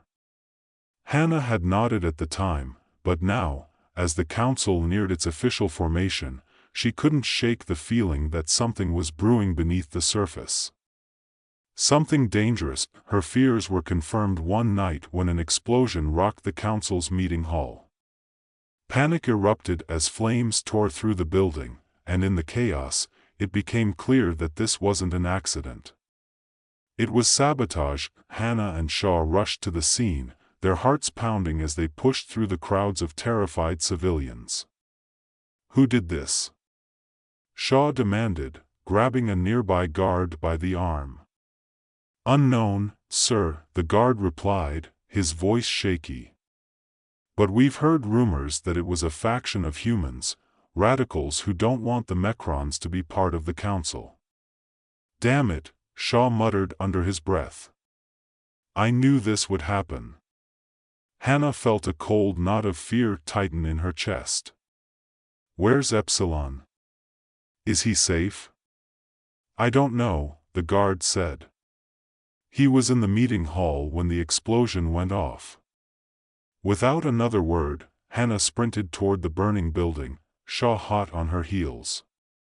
As they neared the entrance, they saw figures emerging from the smoke, injured civilians, council members, and finally, Epsilon. The Mechron was limping, its metallic body damaged by the blast.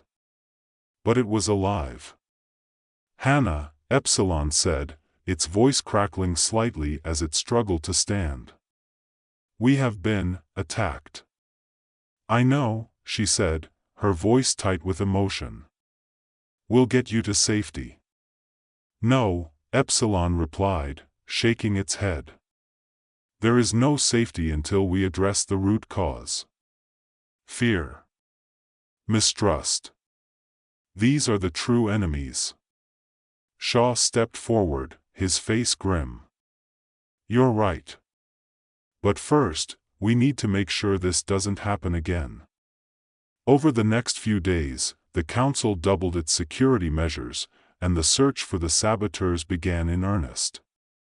It didn't take long for them to find the group responsible, a small faction of human radicals who believed that the Mechrons were a threat to their survival. Shaw personally led the mission to apprehend them, and when they were finally captured, he stood before their leader, a man who had once been a respected member of the resistance.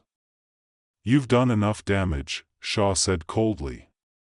"The council was our best chance for peace." The man sneered. "Peace? With machines? You're a fool, Shaw. They'll turn on you the first chance they get." "You're wrong," Shaw replied. "The Mechrons aren't our enemies. Fear is. And people like you only make it worse." The radicals were imprisoned, and the council resumed its work, though the scars of the attack remained. But despite the setback, progress continued. Slowly but surely, the galaxy began to rebuild, and the alliance between humans and Mechrons strengthened. In the end, the council was officially formed, a symbol of unity in a galaxy once torn apart by fear and violence.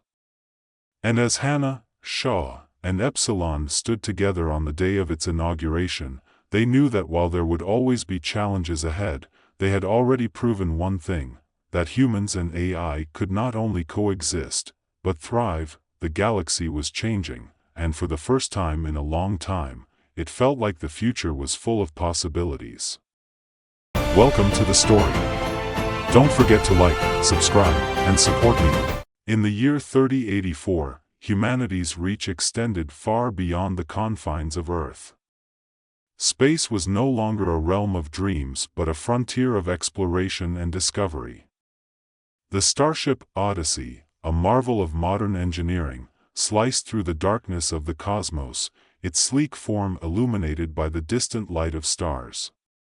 Captain Elena Reyes, a seasoned spacefarer with an unquenchable thirst for knowledge, commanded the vessel. Her crew, a diverse ensemble of scientists, engineers, and diplomats, was equally eager to push the boundaries of the known universe. Their journey took them to the edge of uncharted space, where an anomaly had piqued their interest. An unusual energy signature had been detected from a star system that lay hidden from the prying eyes of previous explorers.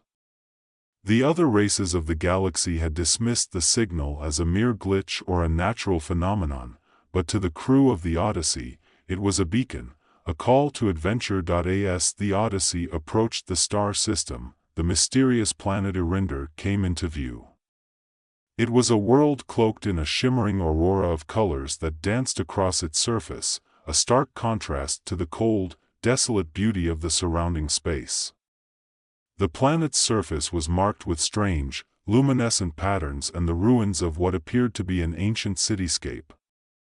The ruins were scattered like forgotten dreams, half buried under the planet's thick vegetation. Captain Reyes assembled her team in the briefing room.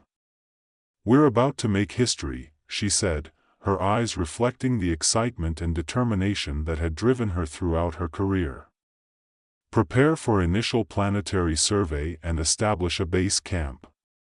The crew descended onto Erinder's surface, their shuttle landing with a gentle thud. The air was thick with anticipation. Dr. Amir Hassan, a historian with a deep fascination for lost civilizations, led the initial exploration.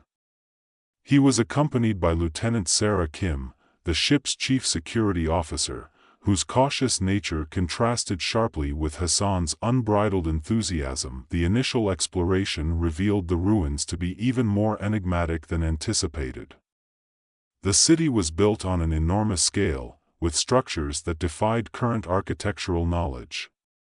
Towering spires, vast domes, and intricate carvings were adorned with glowing symbols that pulsed rhythmically, as if the city itself was alive.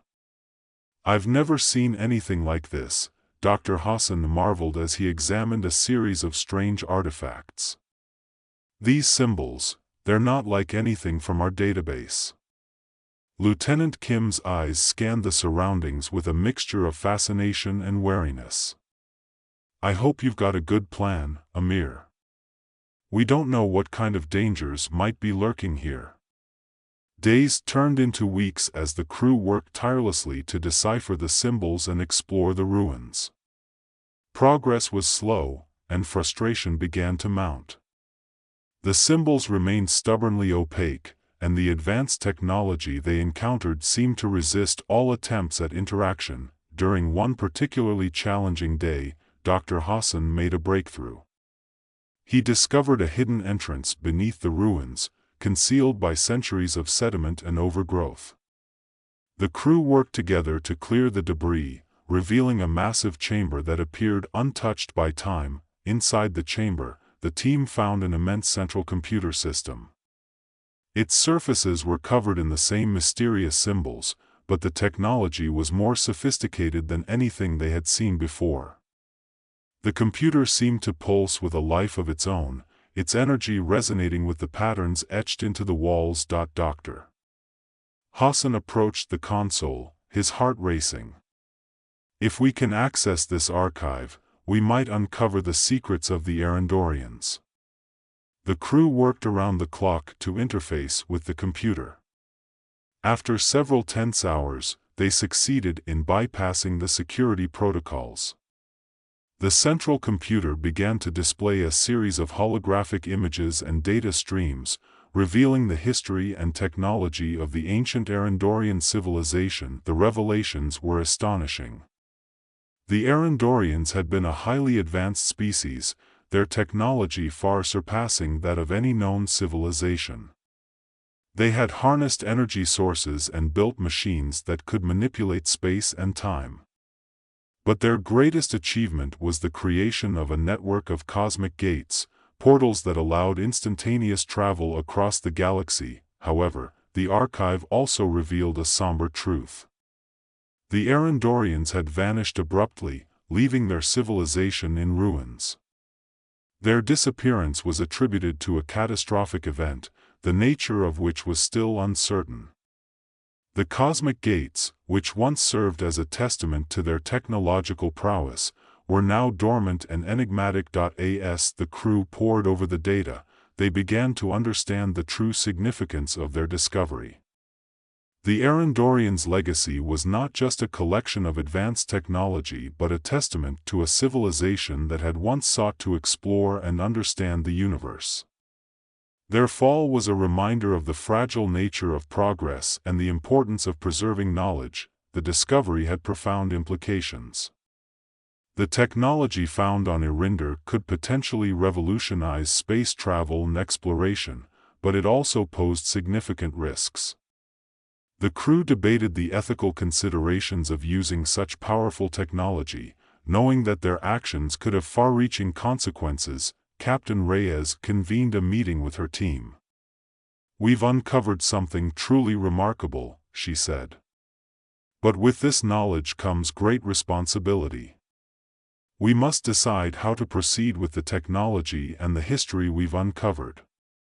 Dr. Hassan argued for the importance of sharing the knowledge with other civilizations, emphasizing the potential benefits for scientific advancement and interstellar unity. Lieutenant Kim, on the other hand, cautioned against the risks of misuse and the potential dangers of tampering with ancient technology. After much deliberation, the crew reached a consensus. They would document their findings and secure the data, ensuring that it could be accessed by future generations with the proper safeguards in place. The cosmic gates would remain dormant, their secrets preserved for those who might one day seek to understand them. As the Odyssey prepared to leave Erinder, Captain Reyes reflected on the journey. "We've witnessed the end of one chapter and the beginning of another. Our exploration has not only expanded our understanding of the universe but also reminded us of the enduring spirit of discovery." The Odyssey departed from Erinder, leaving behind a planet that held the echoes of a once great civilization. The crew carried with them not just the artifacts and data but a sense of awe and respect for the mysteries of the cosmos. They knew that their journey had changed them and that their discoveries would shape the future of humanity's exploration. As the stars blurred past the ship's windows, Captain Reyes looked out into the vast expanse of space. The galaxy was full of wonders waiting to be discovered, and the Odyssey was ready to continue its voyage, driven by the unending curiosity that had always been humanity's greatest strength. The city was built on an enormous scale, with structures that defied current architectural knowledge. Towering spires and colossal arches seemed to reach for the heavens, their surfaces etched with intricate, glowing symbols that pulsed faintly in the dim light. The atmosphere hummed with a faint, almost imperceptible energy, hinting at the advanced technology that once thrived here. Dr. Hassan's eyes sparkled with wonder as he scanned the symbols with his portable translator.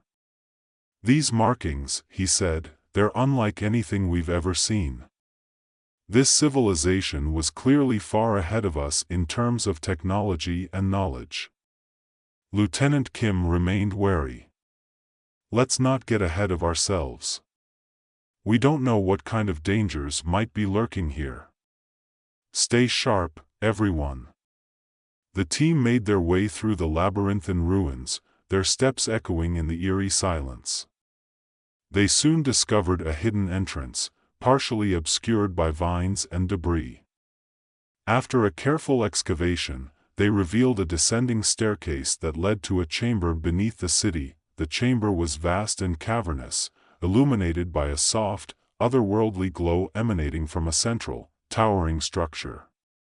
This structure was a massive, crystalline computer system, its facets reflecting the dim light in a dazzling array of colors. The team set up their equipment to interface with the computer, their excitement tempered by the weight of the unknown. Hours passed as Dr. Hassan and his team worked to decipher the computer's archaic language. Progress was slow, the symbols shifting and rearranging themselves on the screen in ways that seemed almost alive.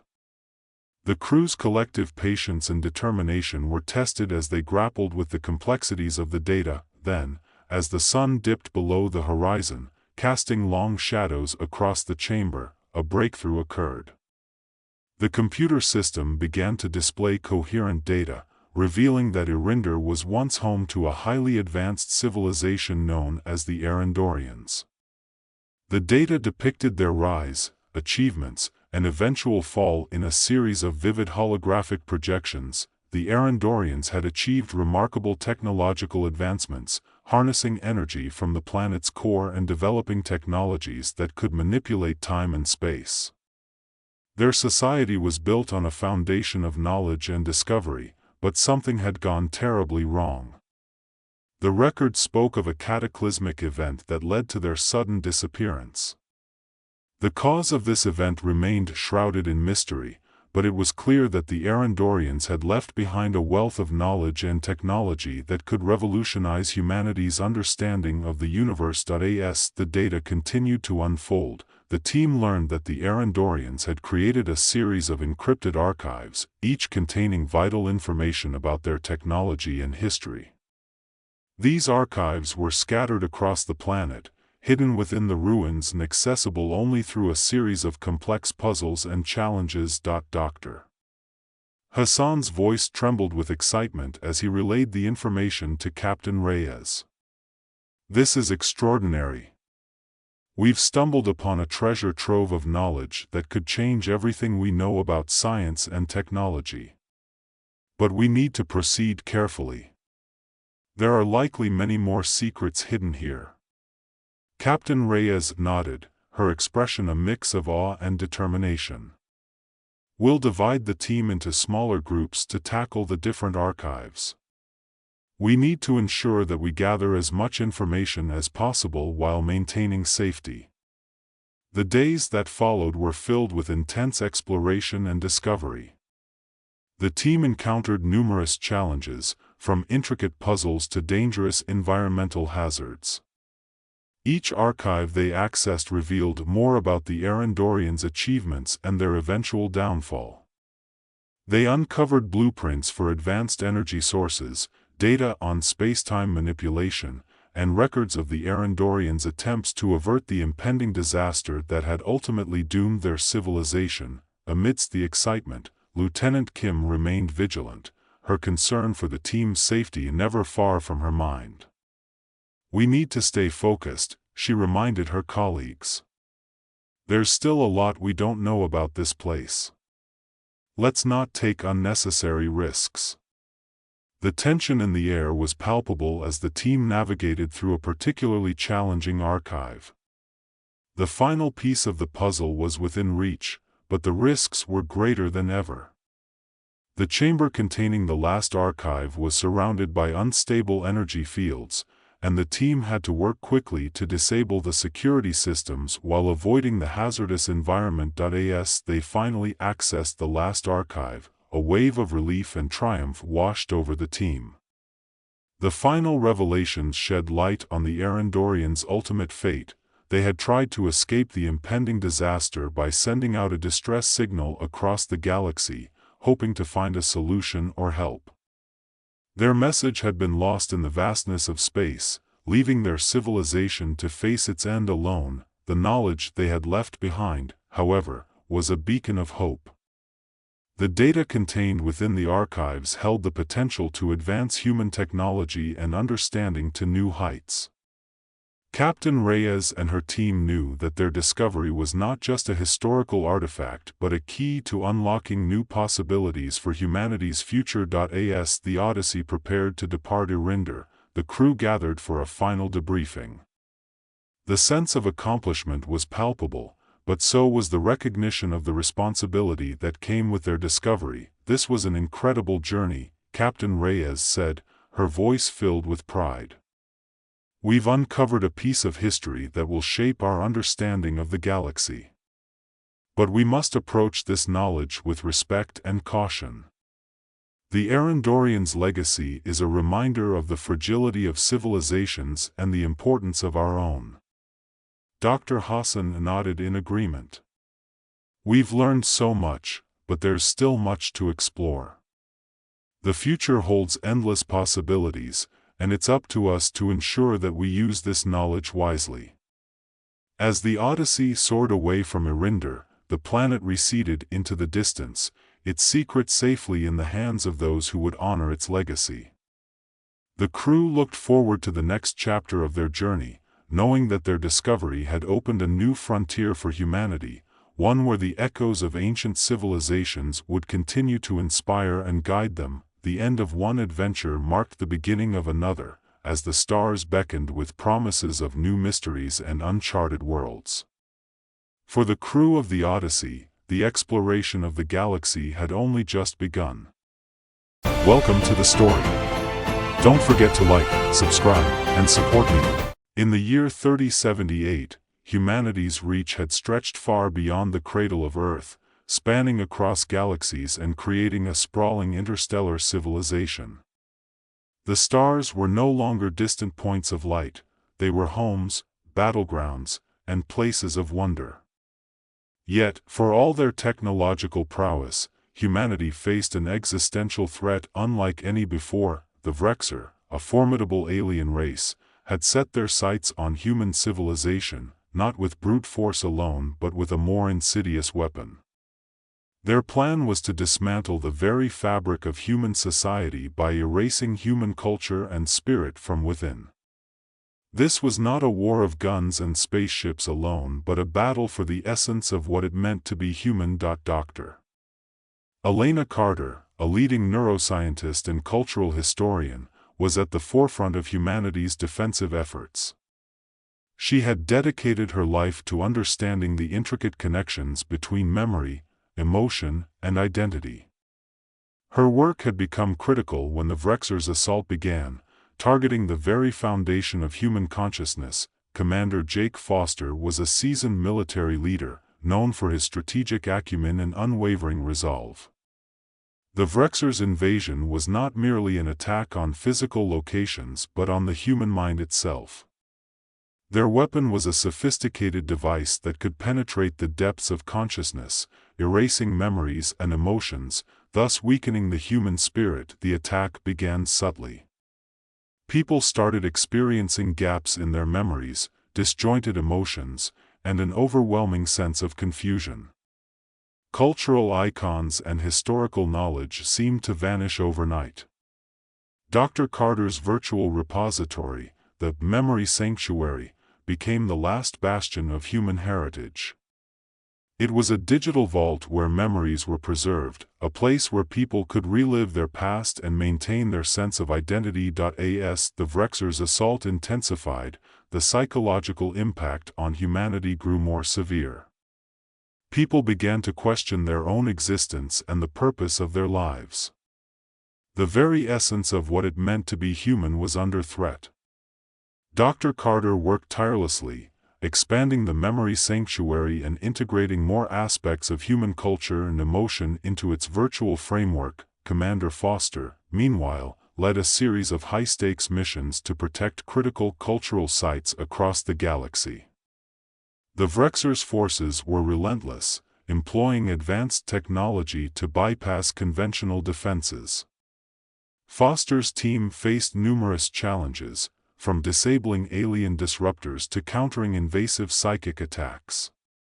The team's morale was tested with every new wave of Vrexer onslaughts. Despite their efforts, the Vrexer managed to breach several key cultural strongholds. The loss was devastating.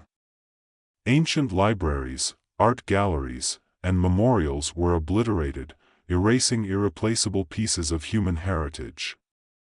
The emotional toll was palpable. Despair began to seep into the hearts of many. Dr.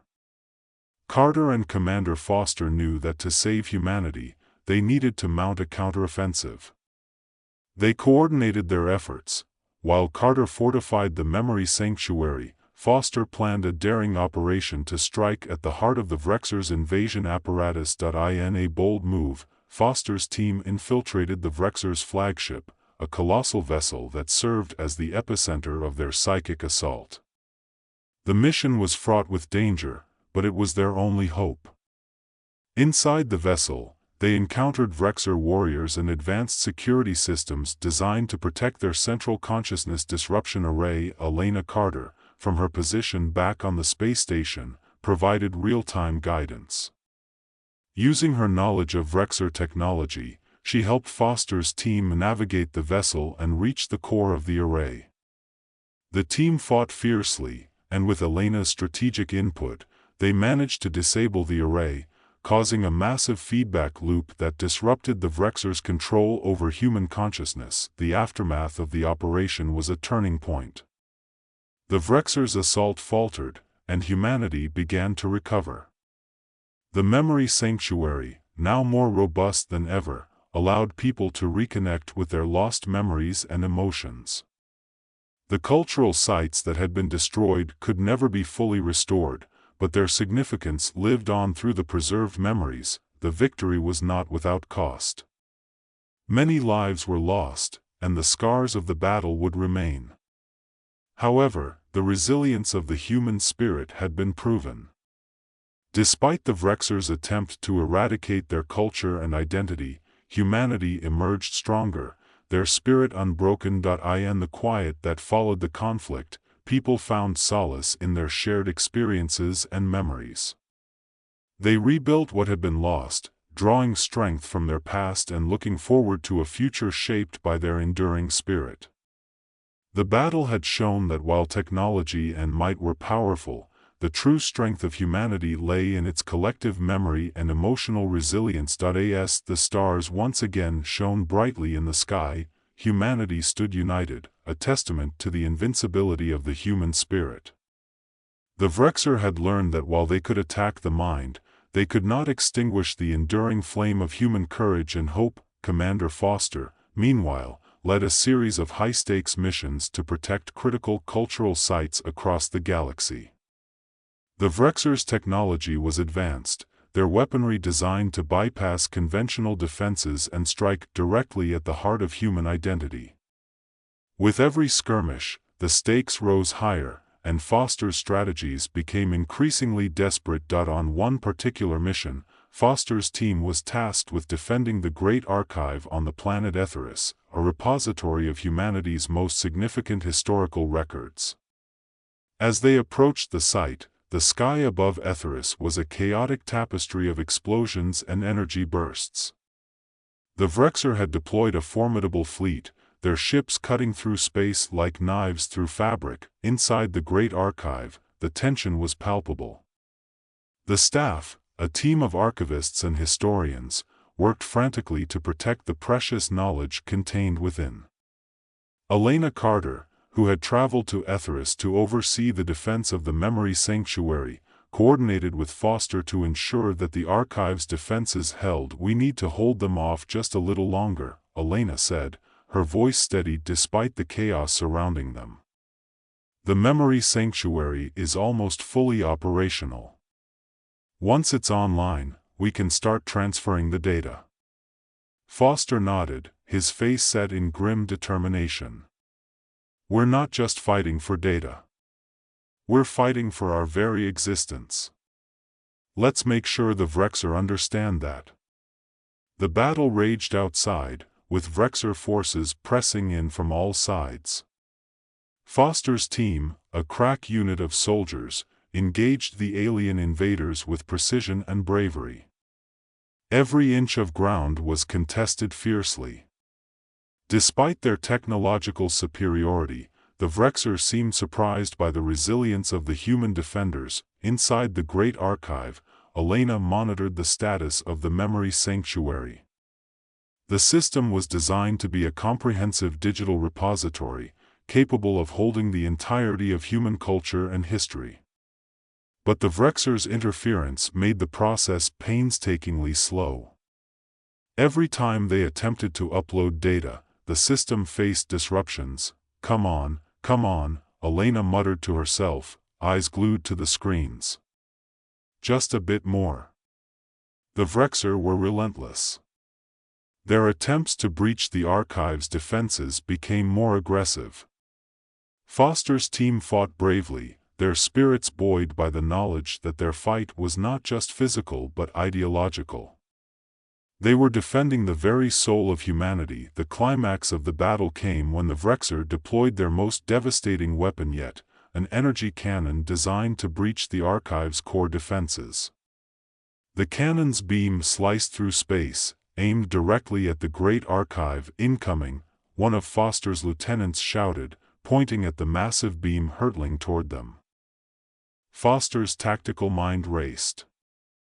Deploy countermeasures. Protect the core at all costs. In a flurry of activity, the soldiers set up energy shields and defensive barriers. The beam struck the shields with immense force, causing the ground to tremble and the air to vibrate with the intensity of the impact. The defensive systems groaned under the strain, but they held. Meanwhile, Elena was at the brink of despair. The memory sanctuary was almost fully operational, but the Vrexer's interference threatened to destroy everything they had worked for. She couldn't afford to lose this battle, not when the future of human culture and identity hung in the balance. With a final surge of effort, Elena initiated the last phase of the upload. The memory sanctuary's virtual space began to fill with the richness of human history, stories of triumph and tragedy, art and science, love and loss. The data streamed in, a torrent of human experience flowing into the sanctuary. Outside, the battle reached its peak. Foster's team, battered and exhausted, continued to fight with every ounce of strength they had. The Vrexer, seeing the resilience of their enemies, began to falter. Their once cohesive assault turned into a desperate, disorganized push. As the energy cannon's beam faded and the Vrexer's forces began to retreat, Foster and his team stood victorious. The Great Archive had been saved, and the memory sanctuary was now a beacon of human endurance. The Vrexer had underestimated the strength of the human spirit. In the aftermath of the battle, Elena and Foster stood amidst the ruins of the Great Archive, now a symbol of humanity's triumph. The memory sanctuary had been preserved, its virtual halls filled with the essence of what it meant to be human. "It's over," Elena said, her voice weary but filled with a sense of accomplishment. "We did it." Foster nodded, a rare smile breaking through his stern exterior. "Yes, we did. We proved that our spirit is stronger than any force that tries to break it." As they looked out at the stars, they knew that the fight was far from over. The Vrexer would regroup, and new threats would emerge. But for now, humanity had shown its strength, its resilience, and its unbreakable spirit. They had defended not just their physical existence but the very core of who they were, and in that moment, amidst the remnants of battle and the vast expanse of the cosmos, they understood that the human spirit was indeed invincible, their spirits buoyed by the knowledge that their fight was not just for survival but for the preservation of everything humanity had built over millennia. The ground shook with the impact of energy blasts as Vrexer troops attempted to breach the archive's defenses. Foster barked orders, his voice cutting through the din of battle. "Push them back. We can't let them get any closer." Outside, the conflict reached a fever pitch. The Vrexer's ships unleashed a barrage of energy weapons, their precision attacks aimed at dismantling the archive's shield generators. Each successful hit sent ripples of shockwaves through the area, causing the defenders to scramble to maintain their positions. Foster's team was pushed to their limits.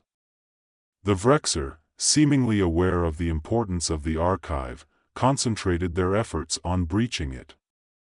Despite their best efforts, the human forces managed to keep the Vrexer at bay, buying time for Elena and her team inside. Elena worked furiously at her control station, her fingers flying over the console. The memory sanctuary was close to completion, but the constant interference from the Vrexer's technology made every progress fragile. "Just a few more minutes," she said under her breath, her voice taut with concentration. The atmosphere inside the archive was a blend of tension and urgency. Every second that passed seemed like an eternity, with the battle outside growing more intense. Elena's team, working alongside Foster's soldiers, did everything in their power to maintain the integrity of the archive's defenses. Finally, a breakthrough. Elena saw the system's status shift on her display. "It's working," she exclaimed. "We've got the first data stream uploading. Now, let's make it count." With the memory sanctuary partially operational, the data began flowing through its virtual channels. Elena watched as the digital repository began filling with humanity's collective memory, a tapestry of culture and history that had been under threat. The data transfer was a beacon of hope amidst the chaos, symbolizing the enduring spirit of humanity. Outside, Foster and his team continued to battle fiercely, their resolve unwavering. The Vrexer, realizing the significance of their failure to breach the archive, intensified their assault in a desperate bid to overwhelm the human defenders. But the tenacity of Foster's team, coupled with the sheer determination of the archive's staff, managed to stave off the Vrexer's attacks. As the hours wore on, the tide of the battle began to shift. The Vrexer, battered and unable to breach the archive's defenses, started to pull back. The human forces, though exhausted, held their ground. The great archive, though scarred from the battle, remained intact.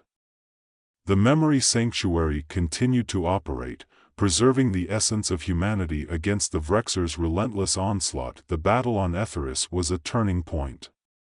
The Vrexer, having underestimated the resilience of human culture and spirit, found themselves facing an adversary they could not easily defeat. The human ability to preserve their memories and emotions proved to be a powerful counter to the Vrexer's attempts at destruction. As the Vrexer withdrew, the defenders of the Great Archive took stock of their situation. The archive had survived, and the memory sanctuary was operational. The battle had been fierce, but the spirit of humanity had emerged victorious. The struggle was far from over, but the preservation of human culture and identity was a significant triumph in the face of an existential threat. Dr. Elena Carter and Commander Jake Foster stood together amidst the aftermath of the battle, their faces marked by exhaustion but illuminated by a sense of hard-won victory. They knew that the fight for humanity's spirit would continue, but the success of the Great Archive's defense was a testament to the indomitable strength of the human spirit. In the end, the story of the battle for Etheris would be remembered not just for the heroics of those who fought but for the enduring proof that humanity's culture and spirit were indeed unbreakable. The Vrexer had sought to dismantle the essence of what it meant to be human, but in their failure, they had unwittingly reinforced it. Humanity's memory and emotion were not just remnants of the past but living, breathing components of an unyielding future. And so, as the stars shimmered once more across the galaxy, the legacy of the Great Archive and the Memory Sanctuary stood as a beacon of hope and resilience, a symbol of humanity's unwavering spirit against all odds.